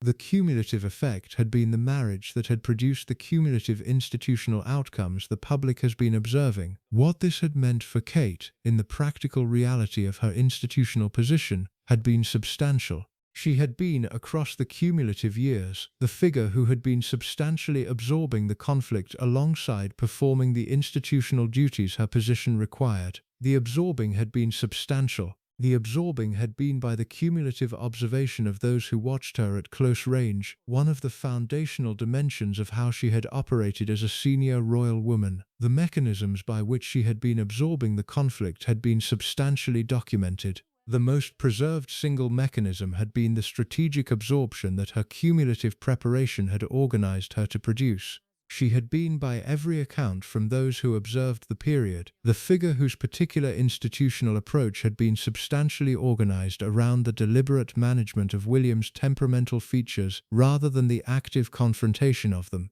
The management had been substantial. The management had been the kind of institutional labor that her particular character had been substantially organized to perform. The labor had specific features. The most preserved single feature had been Kate's capacity for what staff members had described as the calming engagement with William across his moments of institutional intensity. She had been, by every account from those who observed the period, the figure whose particular presence had been substantially adequate to managing William's tantrums when they had emerged. She had been the institutional softener. She had been, by the cumulative observation, the figure whose particular character had been substantially organized to absorb the institutional intensity that William had been substantially producing. What this had cost her, across the cumulative period of the marriage, had been substantial. The cost had been the cumulative absorbing that her institutional approach had required. The cost had been the cumulative private management of the dimensions of the marriage that the public version had been substantially concealing. The cost had been by the cumulative effect of operating across the cumulative years inside the marriage's actual operational reality, the kind of substantial institutional labor that the public version had not substantially registered. The most substantial single public manifestation of the dimension had been the moment that had been preserved in the BBC Berry Royal Christmas special that had been broadcast on the 17th of December 2019. The special had been the institutional moment at which William, Kate, Harry and Meghan had been substantially engaged with various charitable activities across the period leading up to the broadcast. The specific moment that had been preserved across the subsequent documentary record had been a small interaction during one of the segments of the broadcast. The interaction had been brief. William and Kate had been standing together during one of the public engagements that the broadcast had been documenting. William had moved his hand toward Kate's shoulder in what had appeared to be an institutional moment of public affection. Kate had, by the visible documentation that the broadcast had preserved, pushed William's hand away from her shoulder. The pushing away had been brief. The pushing away had been small. The pushing away had, however, been registered by various subsequent observers as the kind of small public manifestation that revealed dimensions that the institutional management had been substantially concealing. The interpretation of the moment had been the subject of substantial subsequent reflection. Various royal correspondents and body language analysts had registered the pushing away as the institutional indicator of dimensions of the marriage that the public version had been substantially organized to keep contained. The interpretation had not been universally accepted. Some accounts had suggested that the pushing away had been the kind of small institutional adjustment that any married couple might produce in the course of public engagements. Other accounts had suggested that the pushing away had been the institutional manifestation of cumulative tensions that the period had been producing. The documentary record cannot definitively resolve which interpretation is closer to the operational reality of the moment. What is documented is that the moment had been preserved across the cumulative subsequent reflections as one of the small public manifestations of the dimension underneath the public version of the marriage. The moment had been small.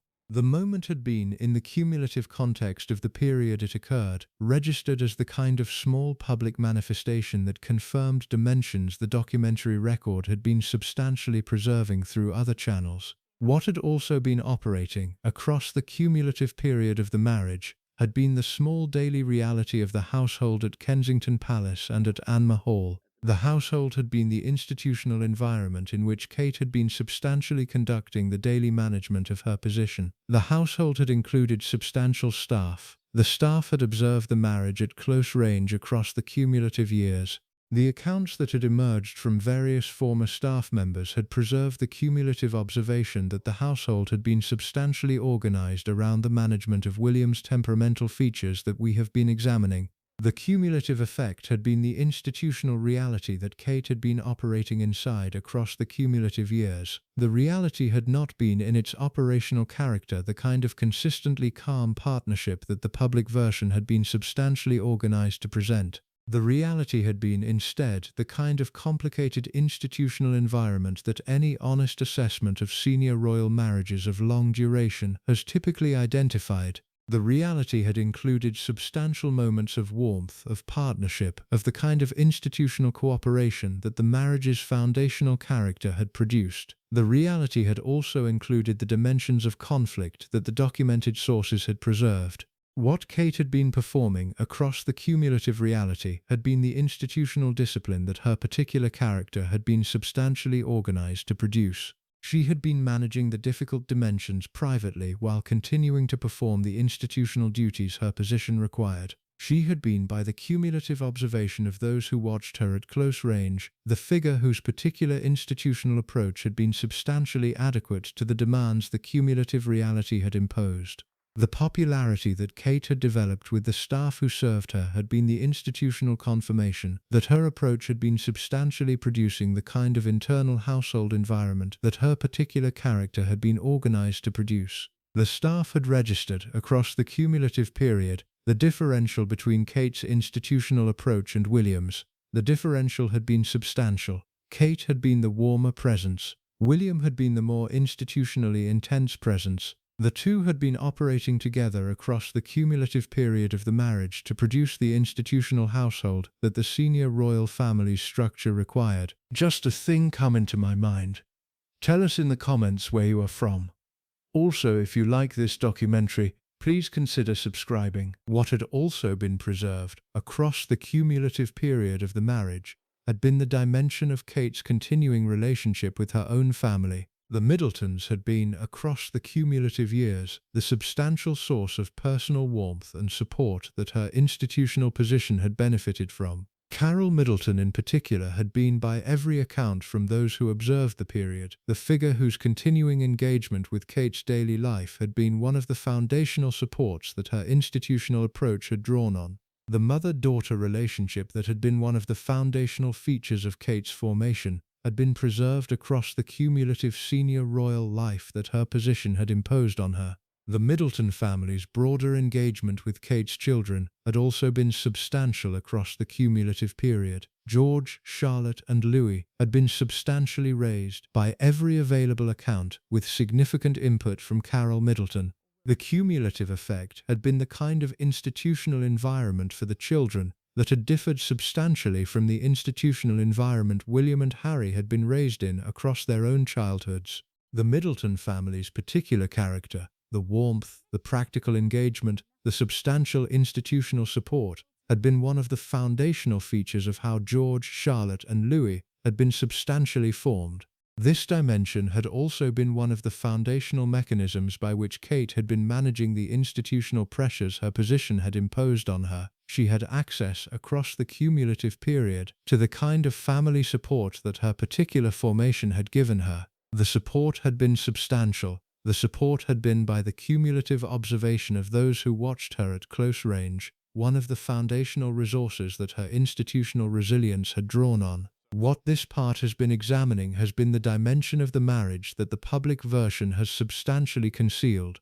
The dimension has been real. The dimension has been documented. The dimension has been operating alongside the substantial institutional success that the public version had been substantially organized to present. Both pictures had been simultaneously real. The institutional success had been earned through the cumulative discipline of Kate's institutional approach. The cumulative absorbing of the difficult dimensions had been the price she had been paying across the cumulative years. The price had been substantial. The price had been substantially private. The price had been the cumulative institutional labor that her particular character had been substantially organized to perform without producing the kind of public manifestations that would have made the labor visible to the broader British public. The labor had been performed. The cumulative outcome had been the senior royal woman whose institutional success had been substantially established by the cumulative period. What had not been substantially anticipated across the cumulative period of the marriage's operation was the institutional event that would, across the year of 2024, produce the most substantial single test of Kate's cumulative institutional resources.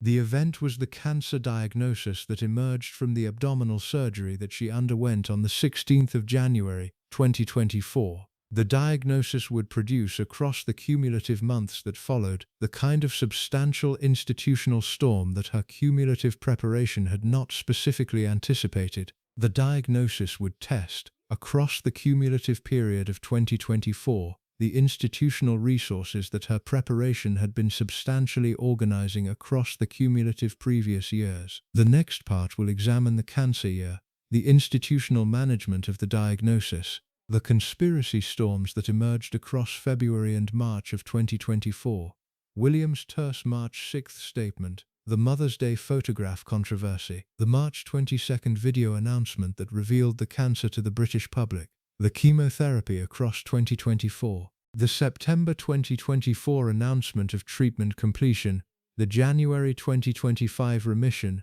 the institutional dignity that Kate maintained across the cumulative year, the specific psychological and physical absorbing she conducted across the period, what the year had revealed about her cumulative institutional resources, what the British public had recognized about her across the year that the previous decade of her senior royal life had been substantially preparing her for, The institutional event that would, across the cumulative months of 2024, produce the most substantial single test of Kate's institutional resources had its origins in the conventional medical situation that her senior royal household had been substantially managing across the early months of the year. Kate had been admitted to the London Clinic, the private hospital in central London that the senior royal family had been substantially using across the recent decades for medical procedures of significant character, on the 16th of January, 2024. The admission had been institutionally announced through Kensington Palace on the same day. The announcement had been brief. The Kensington Palace statement had read, "Her Royal Highness the Princess of Wales was admitted to the London Clinic yesterday for planned abdominal surgery. The surgery was successful and it is expected that she will remain in hospital for 10 to 14 days before returning home to continue her recovery. Based on the current medical advice, she is unlikely to return to public duties until after Easter."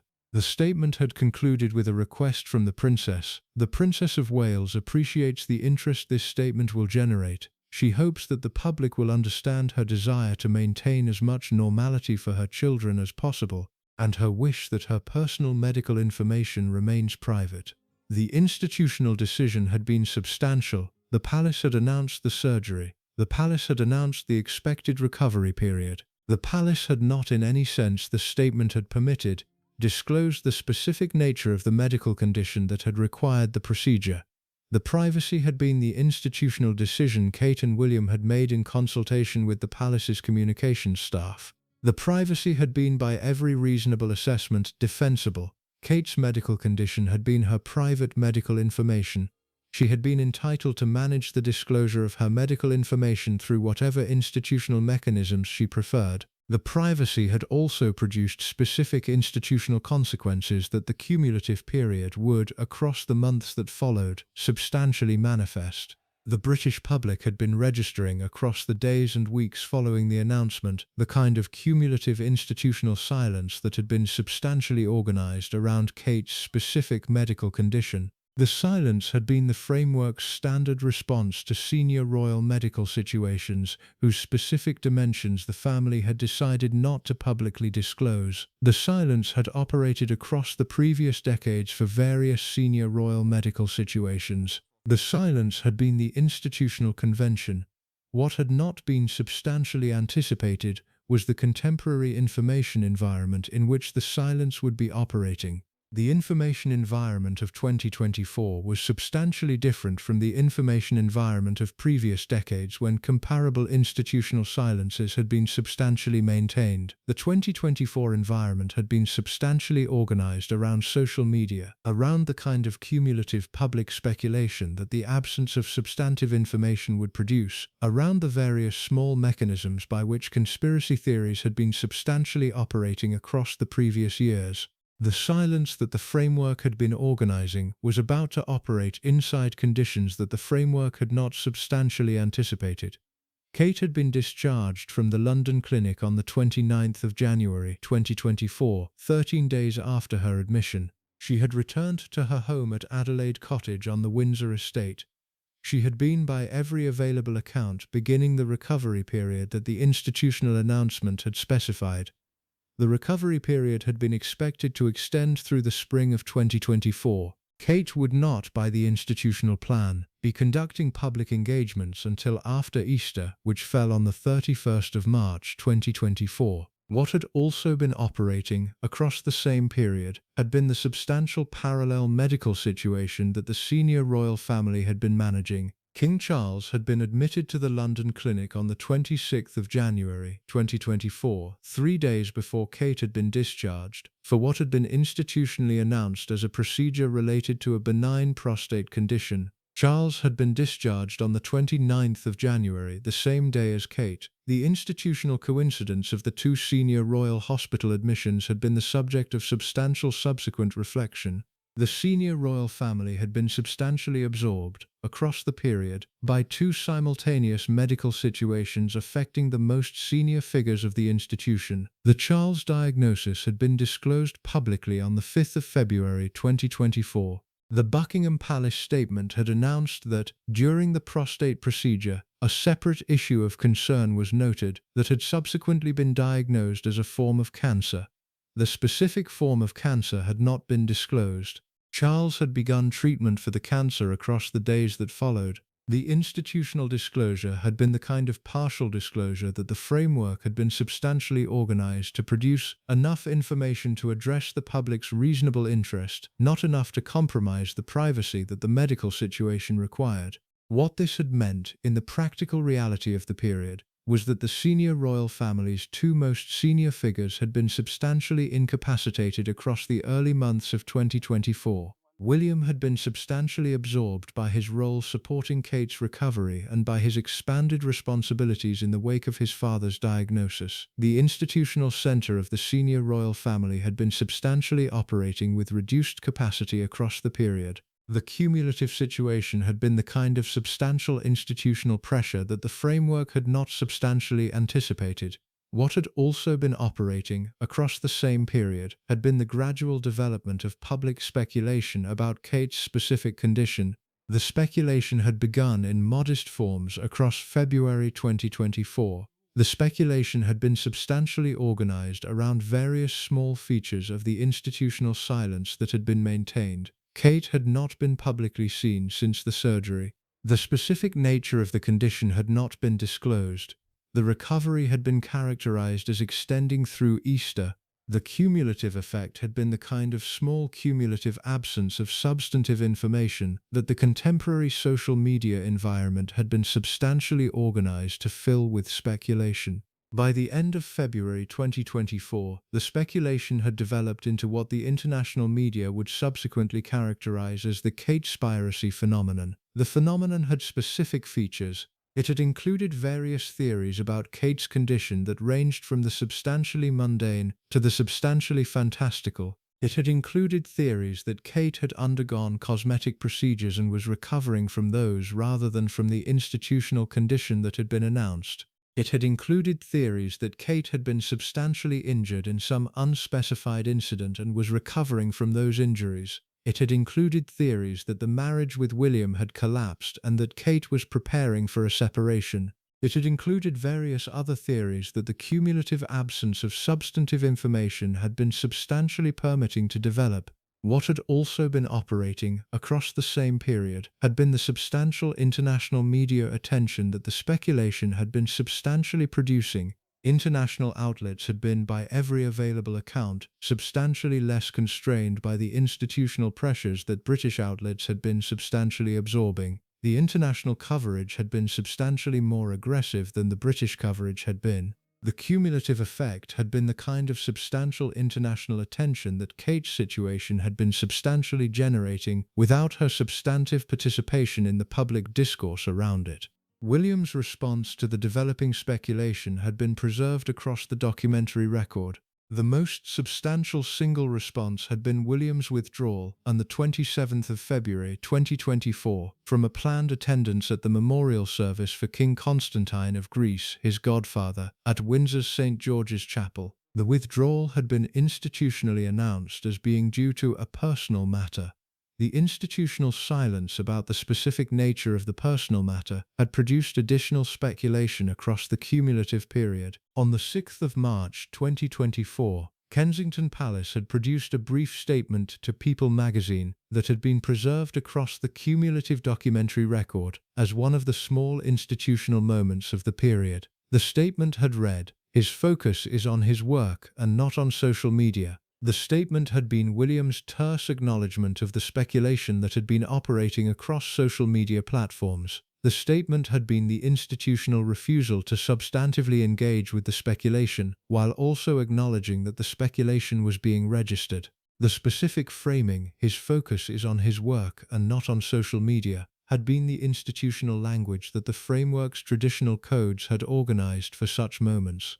The framing had been the kind of brief institutional dismissal that William's particular institutional approach had been substantially organized to produce. The framing had not, in any operational sense, addressed the substantive concerns that had been operating across the period. The framing had simply registered William's institutional decision not to substantively engage with the concerns. What had also been operating across the cumulative period of late February and early March 2024 had been the substantial absence of any verified images of Kate. The absence had been, in the contemporary information environment, substantially unusual. The framework had been substantially organized around the periodic disclosure of senior royal images that confirmed the institutional reality of senior royal life. The absence of comparable images of Kate across the cumulative weeks had been the institutional dimension that had been substantially producing the speculation. The institutional decision to address the absence had produced what would, across the cumulative period that followed, become one of the most substantial institutional miscalculations of the year. The decision had been to release a photograph of Kate with her 3 children, timed for Mother's Day on the 10th of March 2024. The photograph had been intended to provide the kind of substantive reassurance that the cumulative speculation had been substantially producing demands for. The photograph had been released through Kensington Palace's social media channels. What had not been substantially anticipated had been the response of the international photo agencies to the photograph. Within hours of the photograph's release, multiple major international photo agencies, Associated Press, Reuters, AFP, Getty Images, had issued what the industry calls a kill notice for the photograph. The kill notices had specified that the photograph had been digitally manipulated in ways that violated the agency's standards for unaltered images. The kill notices had been substantially unprecedented. Senior royal photographs had not, across the previous decades, been substantially recalled by major photo agencies for digital manipulation. The institutional crisis that the kill notices had produced had been substantial. The cumulative effect had been the substantial confirmation that the photograph that had been intended to address the speculation had instead substantially intensified it. The international media had absorbed the kill notices. The British media had absorbed the kill notices. The cumulative effect had been the kind of institutional moment in which the senior royal family's communications had been substantially compromised. Kate had subsequently produced a personal statement on the 11th of March 2024, addressing the photograph manipulation. The statement had read, "Like many amateur photographers, I do occasionally experiment with editing. I wanted to express my apologies for any confusion the family photograph we shared yesterday caused. I hope everyone celebrating had a very happy Mother's Day." See, the statement had been Kate's personal acknowledgement that the manipulation had been hers. The acknowledgement had been the institutional response that the situation had required. What this had meant, in the practical reality of the period, was that Kate had been substantially required to publicly engage with the institutional situation, despite her continuing recovery from the surgery and the still private cancer diagnosis. The cumulative pressure had been substantial. The cumulative pressure had been operating against the institutional silence that her medical situation had been substantially organized around. The cumulative pressure had eventually produced the institutional decision that the silence could not be substantially maintained. There is a cemetery in Surrey, England that most people have never heard of. It sits quietly behind Royal Earlswood Hospital, an old red brick institution that once housed hundreds of men and women the world preferred not to think about. The graves there are modest, some have proper headstones, others have nothing at all, and among them, in a row that looks like every other row, there is a marker so small, so plain, so deliberately forgettable that you could walk past it 100 times and never stop. It is not a headstone, it is a small plastic tag, and on that tag there is no name. No date of birth lovingly carved in stone, no tender inscription from a grieving family, no flowers left by people who came to remember. There is only a number, 9877. That number belongs to a woman who died in 1986.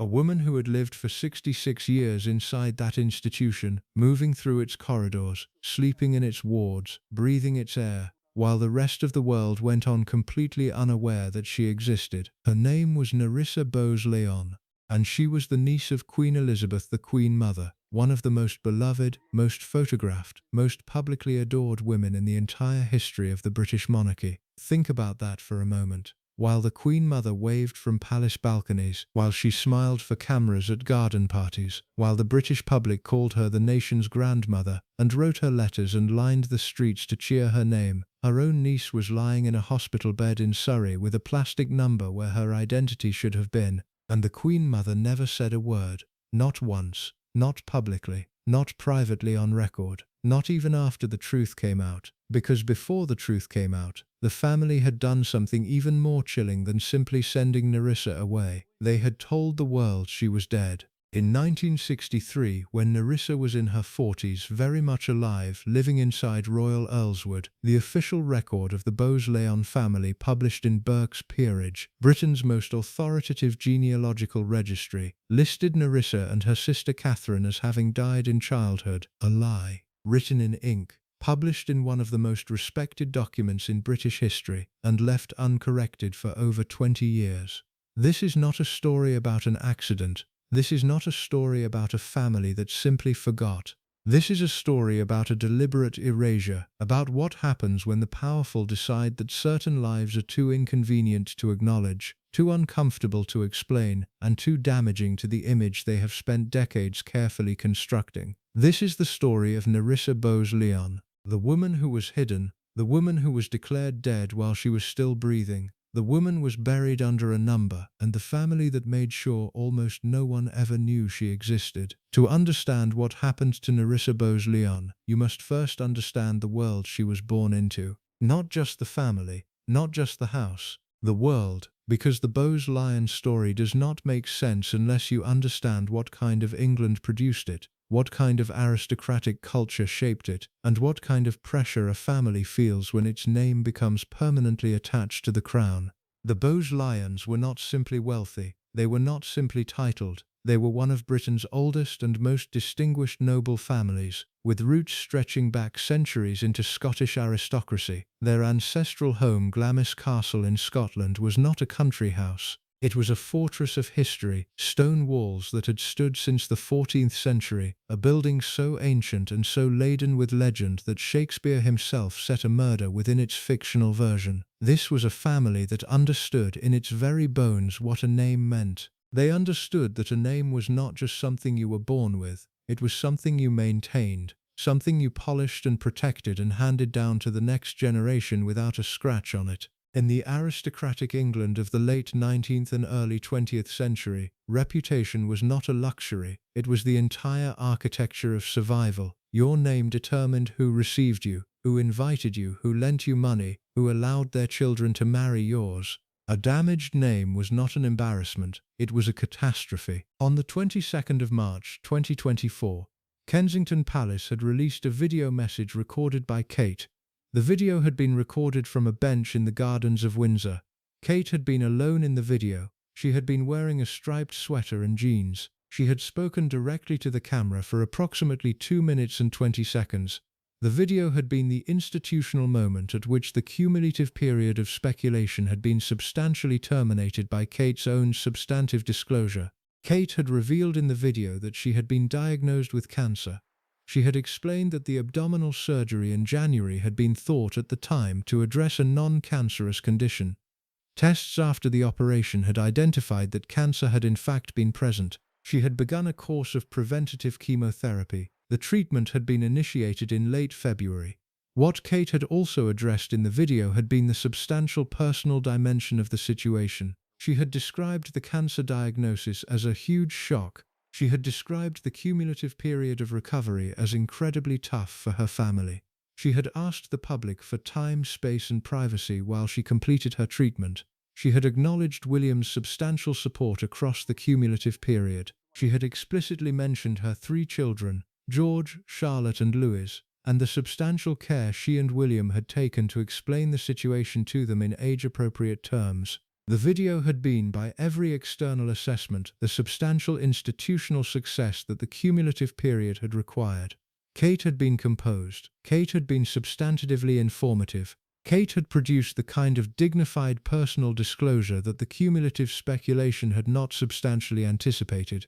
The video had concluded the speculation that had been operating across the previous weeks. The British public had registered the video with the kind of substantial sympathy that her cumulative dignity across the period had been substantially earning. The chemotherapy continued across the months that followed. Kate had been substantially absent from public engagements across the spring and early summer of 2024. She had made her first substantial public appearance since the diagnosis at the Trooping the Colour ceremony on the 15th of June 2024, the official birthday celebration of the King. She had appeared with William and the children. She had been visibly thinner than she had been before the diagnosis. She had been, by every external account, composed and engaged with the institutional moment despite the cumulative physical and psychological difficulty that the cumulative period had imposed on her. She had attended the Wimbledon men's final on the 14th of July, 2024, her second substantial public appearance since the diagnosis. She had received a standing ovation when she had entered the royal box with Princess Charlotte. The standing ovation had been the substantial institutional manifestation of the British public's accumulated sympathy and support for Kate across the cumulative period. The British public had been registering across the cumulative months the institutional dignity that her response to the situation had produced. On the 9th of September 2024, Kensington Palace had released a second video message recorded by Kate. The video had announced that she had completed her course of chemotherapy. Kate had said, "Doing what I can to stay cancer-free is now my focus. Although I have finished chemotherapy, my path to healing and full recovery is long and I must continue to take each day as it comes." The video had also featured Kate and her family across various scenes that had been substantially organized around the natural settings she had spoken about as having been substantial sources of healing across the cumulative period. And then, in 1923, everything changed. That was the year Lady Elizabeth Bowes-Lyon, daughter of Claude Bowes-Lyon, the 14th Earl of Strathmore, married Prince Albert, the second son of King George V. The wedding took place at Westminster Abbey. The crowds that lined the streets that day were not cheering a minor aristocratic family, they were cheering the woman who was about to step permanently inside the orbit of the British crown. When Prince Albert's older brother Edward VIII abdicated in 1936, giving up the throne for an American divorcee named Wallis Simpson, Albert became King George VI, and Lady Elizabeth Bowes-Lyon, the girl from Glamis Castle, became Queen. Overnight, the Bowes-Lyon family was no longer simply aristocracy, they were royalty adjacent, forever. Their name appeared in newspapers across the empire. Their history was examined, celebrated, romanticized. Glamis Castle became a tourist destination of the imagination. The family's past was polished into legend, their present held up as an example of everything dignified and admirable about British noble life. Image, which had always mattered enormously to this family, now mattered on a global scale. And this is where the story turns dangerous. Because when image matters that much, when the eyes of an empire are watching, when the newspapers are printing your family portraits and the public is forming a picture of who you are and what you represent, the pressure to maintain that image becomes almost unbearable. There is no room in that picture for complexity, no room for scandal, no room for anything that disrupts the carefully composed portrait of grace, dignity, and aristocratic virtue. And there is certainly no room for two little girls who were born different. In a family built on perfection, imperfection had no place. That truth, cold, quiet, and never spoken aloud, is what sealed Nerissa Bowes-Lyon's fate before she was old enough to understand what was happening to her. Nerissa Bowes-Lyon was born on the 22nd of February 1919. Her parents were John Herbert Bowes-Lyon, younger brother of the future Queen Mother, and his wife Honourable Fenella Hepburn Stewart Forbes Trefusis. They lived comfortably, as a family of their standing was expected to. They moved in the right circles, attended the right events, carried the right name. By every external measure, they were exactly what a Bowes-Lyon family was supposed to be. But from very early on it became clear that Nerissa was different. She did not develop the way other children developed. She did not reach the milestones that parents of that era quietly tracked and compared. Her speech did not come when it should have. Her understanding of the world around her moved at a different pace, in a different rhythm, following a pattern that no one in that household, or in the medical establishment of 1920s Britain, was fully equipped to understand or explain. Nerissa had a severe intellectual disability.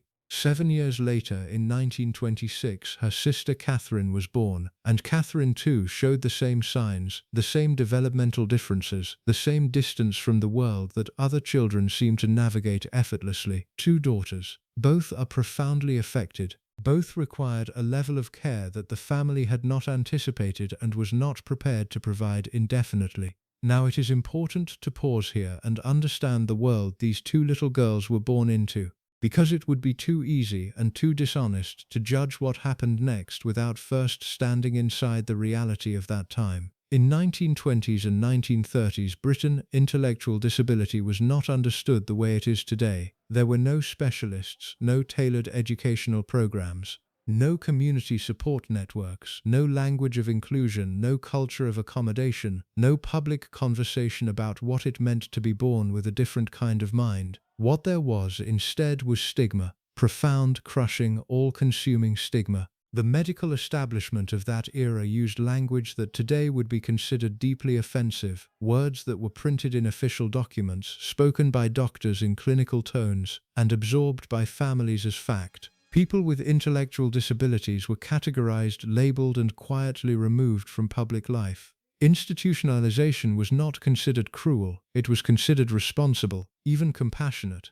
The institution, doctors would explain to worried parents, was a place where your child would be cared for, supervised, kept safe. What they did not say, what no one said, was what that care actually looked like, what that safety actually cost. The cumulative effect had been the substantial confirmation that Kate had absorbed the cancer year with the institutional discipline that her cumulative preparation had organized her to produce. She had not, across the cumulative period, generated the kind of public crises that would have been the institutional outcomes some other senior royal women in similar situations might have produced. She had managed the situation with the cumulative composure that her particular character had been substantially organized to produce. Kate had announced her cancer was in remission on the 14th of January 2025. The announcement had been made during a visit to the Royal Marsden Hospital, the cancer hospital in London that had been substantially involved in her treatment across the cumulative period.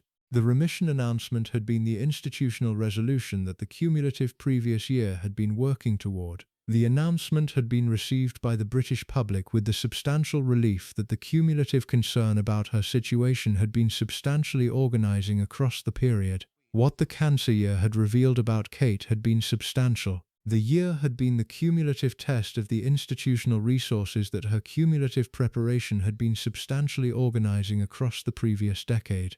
The year had revealed that the institutional resources had been substantially adequate. Kate had absorbed the cancer with the cumulative dignity that her particular character had been substantially organized to produce. She had managed the public dimension of the situation with the cumulative discipline that her institutional preparation had been substantially producing. She had emerged from the cumulative year with the substantially confirmed institutional position that the British public's cumulative response had been substantially registering. The cumulative year had also revealed substantial dimensions of the institutional support that Kate had been substantially drawing on. William's role had been substantial. He had described in subsequent statements the cumulative year as brutal for the family. He had been substantially supportive of Kate across the cumulative period.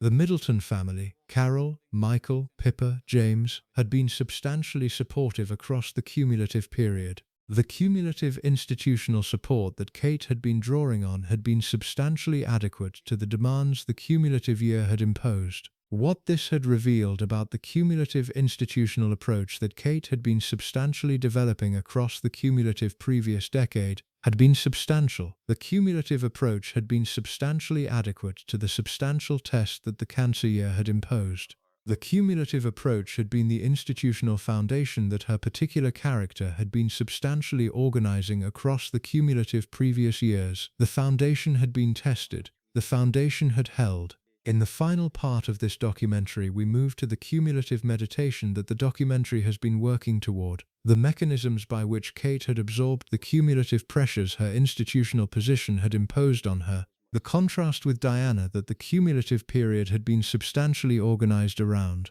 the contrast with Meghan that the cumulative comparison has been substantially producing, the figure Kate has become as Princess of Wales, The eventual Queen Consort she will, in due course, become when William ascends the throne. The closing meditation on what the cumulative pattern has revealed about the middle-class girl from Bucklebury who has become, across the cumulative 2 decades, the future Queen of the United Kingdom. The cumulative pattern that this documentary has been examining across its 8 parts can now be substantially assembled. The pattern is the pattern of a particular institutional approach that Kate Middleton developed across the cumulative 2 decades between her arrival at the University of St Andrews in September 2001 and the contemporary moment of this documentary's preparation. The approach has been substantially organized around specific mechanisms that her particular formation had given her access to. The mechanisms have been the foundation of her institutional survival. The survival has been substantial. The first mechanism has been the discipline of patience.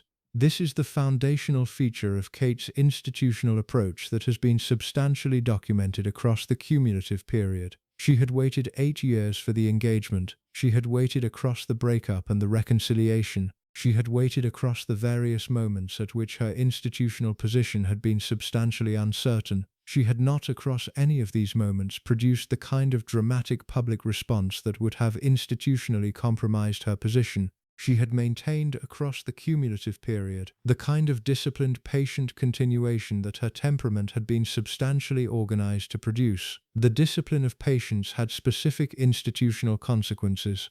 The British public had registered, across the cumulative years, the substantial differential between Kate's institutional approach and the approaches that other senior royal partners had taken across previous generations. The differential had been substantial. The cumulative effect had been the kind of substantial institutional respect that her particular character had been substantially earning across the cumulative period. The respect had been the institutional foundation that her senior royal position had been substantially built on. The second mechanism has been the strategic absorption that her institutional approach has been substantially organized around. The framing has been preserved by Tom Quinn's documentation as Kate's capacity to slowly and carefully absorb the atmosphere rather than producing immediate change. The capacity had been the foundational institutional approach that her particular character had been substantially developing across the cumulative period. She had been observing across the cumulative years the institutional dynamics around her. She had been registering by the small daily details that her observation had identified, the specific dimensions of what her position required. The observation had been the foundation of the eventual institutional approach that her position required her to perform. The strategic absorption had been the substantial institutional contrast with the approaches that other senior royal women had taken across previous generations. The contrast with Diana had been the most substantial single dimension of the contrast. Diana had not, by every available account, absorbed the institutional codes that her position had imposed on her. Diana had resisted them. Diana's resistance had produced, across the cumulative period of her marriage, the institutional difficulties that had eventually contributed to her death. Kate had been, by Tom Quinn's documentation, coached not just by William but also by staff to avoid the struggles Princess Diana faced. The coaching had been substantial. The coaching had been organized around the institutional learning that the framework had absorbed across the cumulative decades since Diana's death. The framework had registered, across the cumulative period, the specific dimensions of what had produced Diana's institutional collapse. The framework had organized the institutional response that would prevent comparable outcomes in the next senior royal partnership. Kate had absorbed the coaching with the kind of institutional discipline that her particular character had been substantially organized to produce. The cumulative outcome had been the substantial institutional success that the British public had been observing across the cumulative period. Kate had not produced across the cumulative period the kind of public manifestations of institutional pressure that had defined Diana's senior royal life. She had not, across the cumulative period, generated the institutional crises that had defined Diana's later years. She had been, by every external measure, the institutional opposite of what Diana had become. The third mechanism has been the substantial family support that her institutional position had been substantially drawing on. The Middleton family had been, across the cumulative period, the substantial source of personal warmth and support that her senior royal position had benefited from. Carol Middleton in particular had been the foundational support that her institutional resilience had drawn on. The mother-daughter relationship had been preserved across the cumulative senior royal life that her position had imposed on her. The Middleton family's continuing engagement with Kate's daily life had been the institutional resource that few previous senior royal partners had been able to substantially draw on. The senior royal family had been, across the cumulative decades, substantially organized around the absorption of senior royal partners into the institutional family network. The absorption had typically substantially modified the partners' relationships with their families of origin. The modification had been the institutional outcome the framework's traditional logic had been organized to produce. Kate had not, by every available account, produced the modification that the framework's traditional logic had anticipated. She had maintained across the cumulative senior royal life the substantial relationships with her family of origin that had been one of the foundational features of her formation. The maintenance had been institutional. The maintenance had been by the cumulative observation of those who watched her at close range, one of the foundational mechanisms by which her institutional resilience had been substantially organized.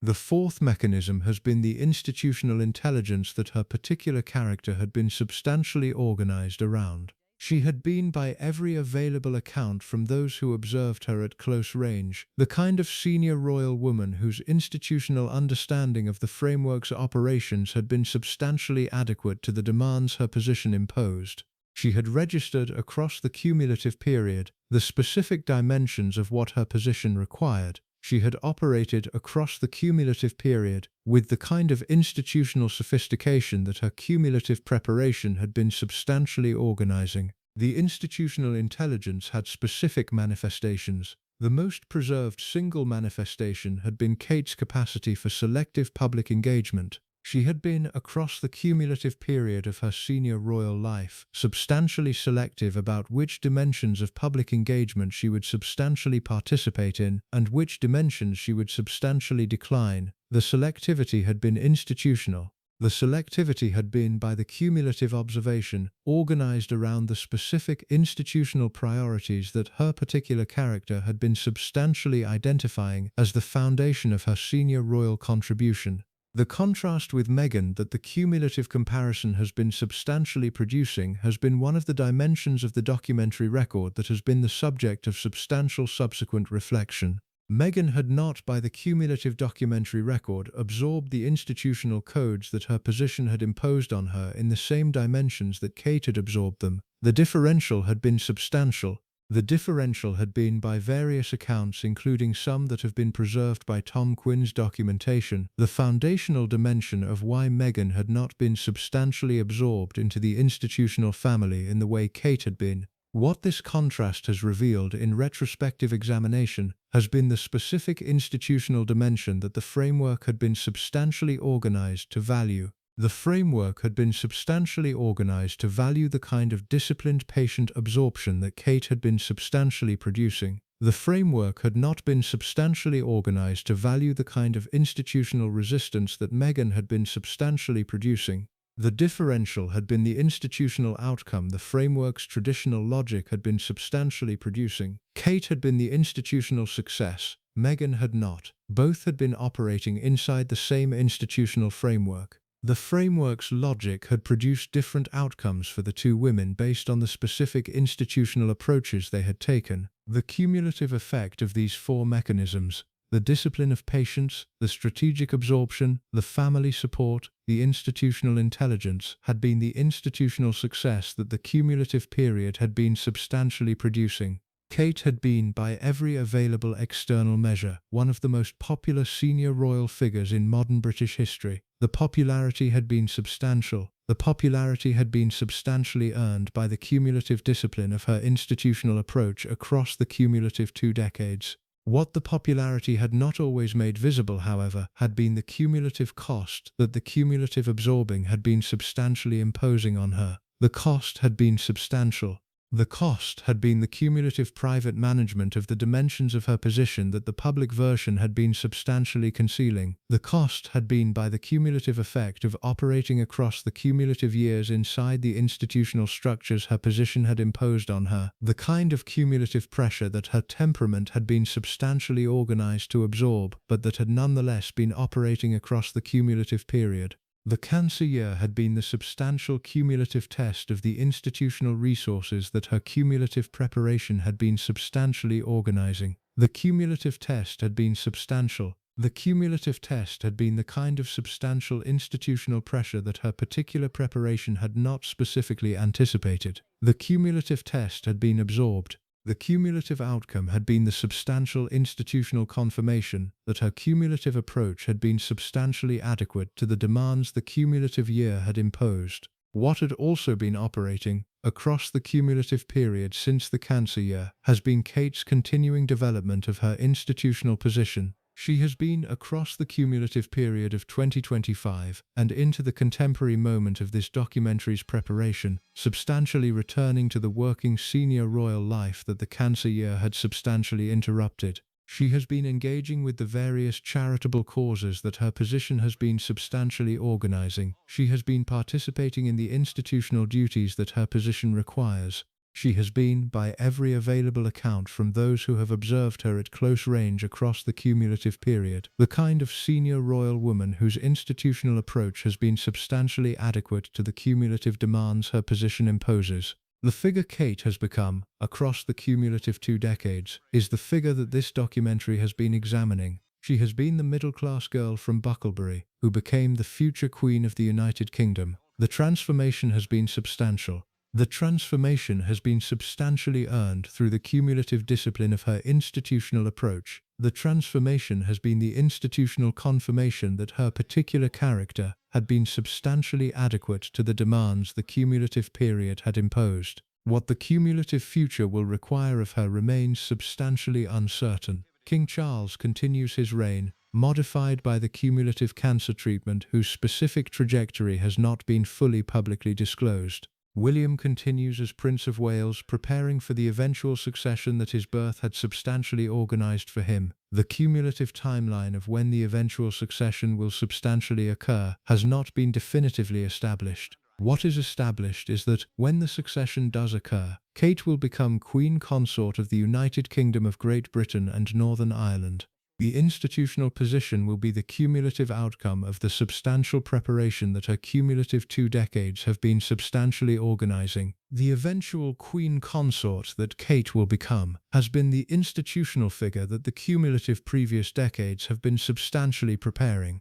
The preparation has been substantial. The preparation has been substantially adequate. The preparation has produced, across the cumulative period, the institutional figure whose particular character has been substantially organized around the cumulative demands her future position will require. What the eventual Queen Consort role will substantially require has been the subject of various substantial reflections across the recent years. The Queen Consort role has been the institutional position whose specific dimensions have been substantially modified across the cumulative recent decades. The role has been substantially organized around the institutional support of the reigning monarch. The role has also been substantially organized around the specific institutional contribution that the Queen Consort has been substantially producing through her own particular character. The cumulative role has been the institutional position that has substantially required both dimensions. Kate's particular preparation has been substantially adequate to both dimensions.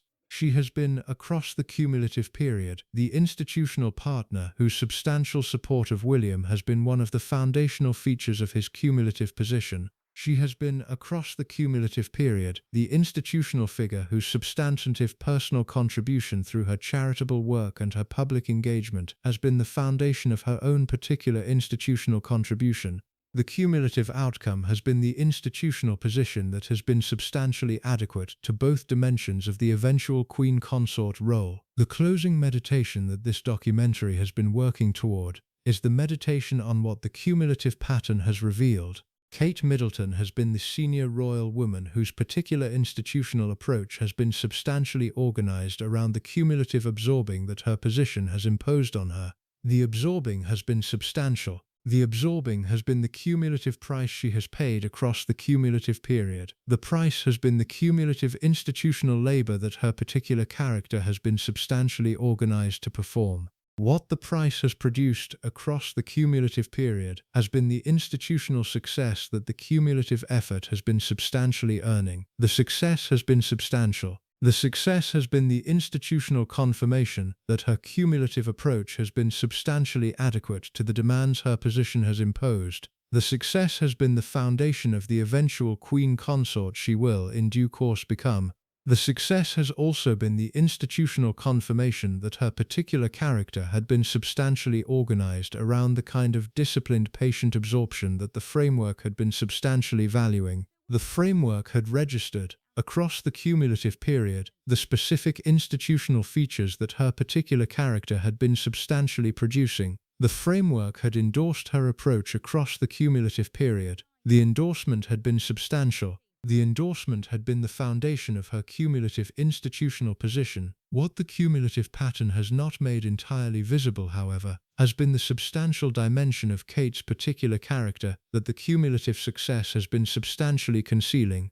She has been, across the cumulative period, the figure whose particular character has not been substantially knowable to the British public despite the cumulative decades of public observation. She has been institutionally disciplined. She has been institutionally controlled. She has been the figure whose particular dimensions have been substantially organized around the institutional codes that her position has imposed on her. The dimensions have been substantial. The dimensions have not been, in any operational sense, substantially available to the British public's cumulative understanding. This is the substantial dimension of the cumulative pattern that the title of this documentary has been substantially organized around.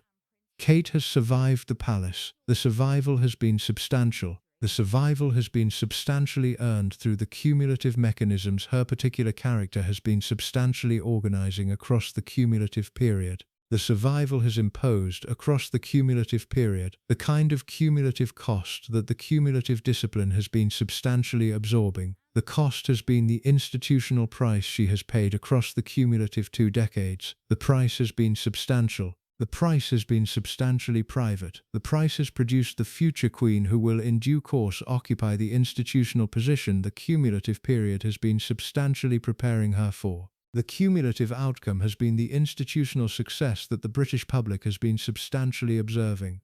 The cumulative cost has been the institutional labor that her particular character has been substantially organized to absorb without producing the kind of public manifestations that would have made the labor substantially visible. She has survived the palace. The survival has been substantial. The survival has been the cumulative institutional confirmation that her particular character had been substantially adequate to the cumulative demands her position has imposed across the cumulative 2 decades. The framework continues.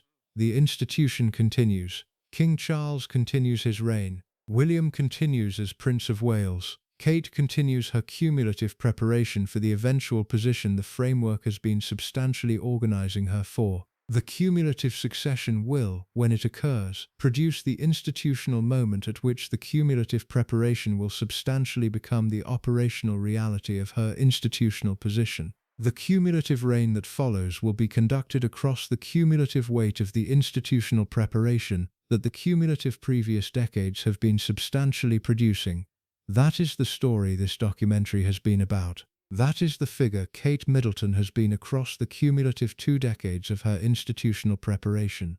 That is the cumulative pattern that the 8 parts of this documentary have been substantially examining. That is the institutional survival that her cumulative approach has been substantially producing. That is the future Queen Consort that the middle-class girl from Bucklebury has substantially become across the cumulative period. She had been waiting 9 years for the engagement that produced her marriage. She had absorbed the cumulative pressures of the 8 years of waiting. She had absorbed the cumulative pressures of the marriage's institutional reality. She had absorbed the cumulative pressures of the Cancer year. She had absorbed each pressure with the cumulative discipline that her particular character had been substantially organized to produce. She had survived The survival had been the cumulative institutional achievement that her particular character had been substantially earning across the cumulative 2 decades. The cumulative achievement is now part of the historical record that subsequent biographical examinations will continue to engage with. The cumulative pattern has been substantially examined. The cumulative pattern is the pattern this documentary has been organized around. That is the complete story of how Kate Middleton survived the palace. That is the substantial cumulative pattern that the 8 parts of this documentary have been organized around. That is the institutional figure whose cumulative approach has been substantially producing the cumulative outcomes the British public has been substantially observing across the cumulative 2 decades of her senior royal preparation. She has survived. The survival has been substantial. The survival is the cumulative institutional achievement that the historical record now substantially holds about Kate Middleton, the future Queen Consort of the United Kingdom, and the cumulative pressures her cumulative 2 decades of senior royal preparation have substantially imposed on her.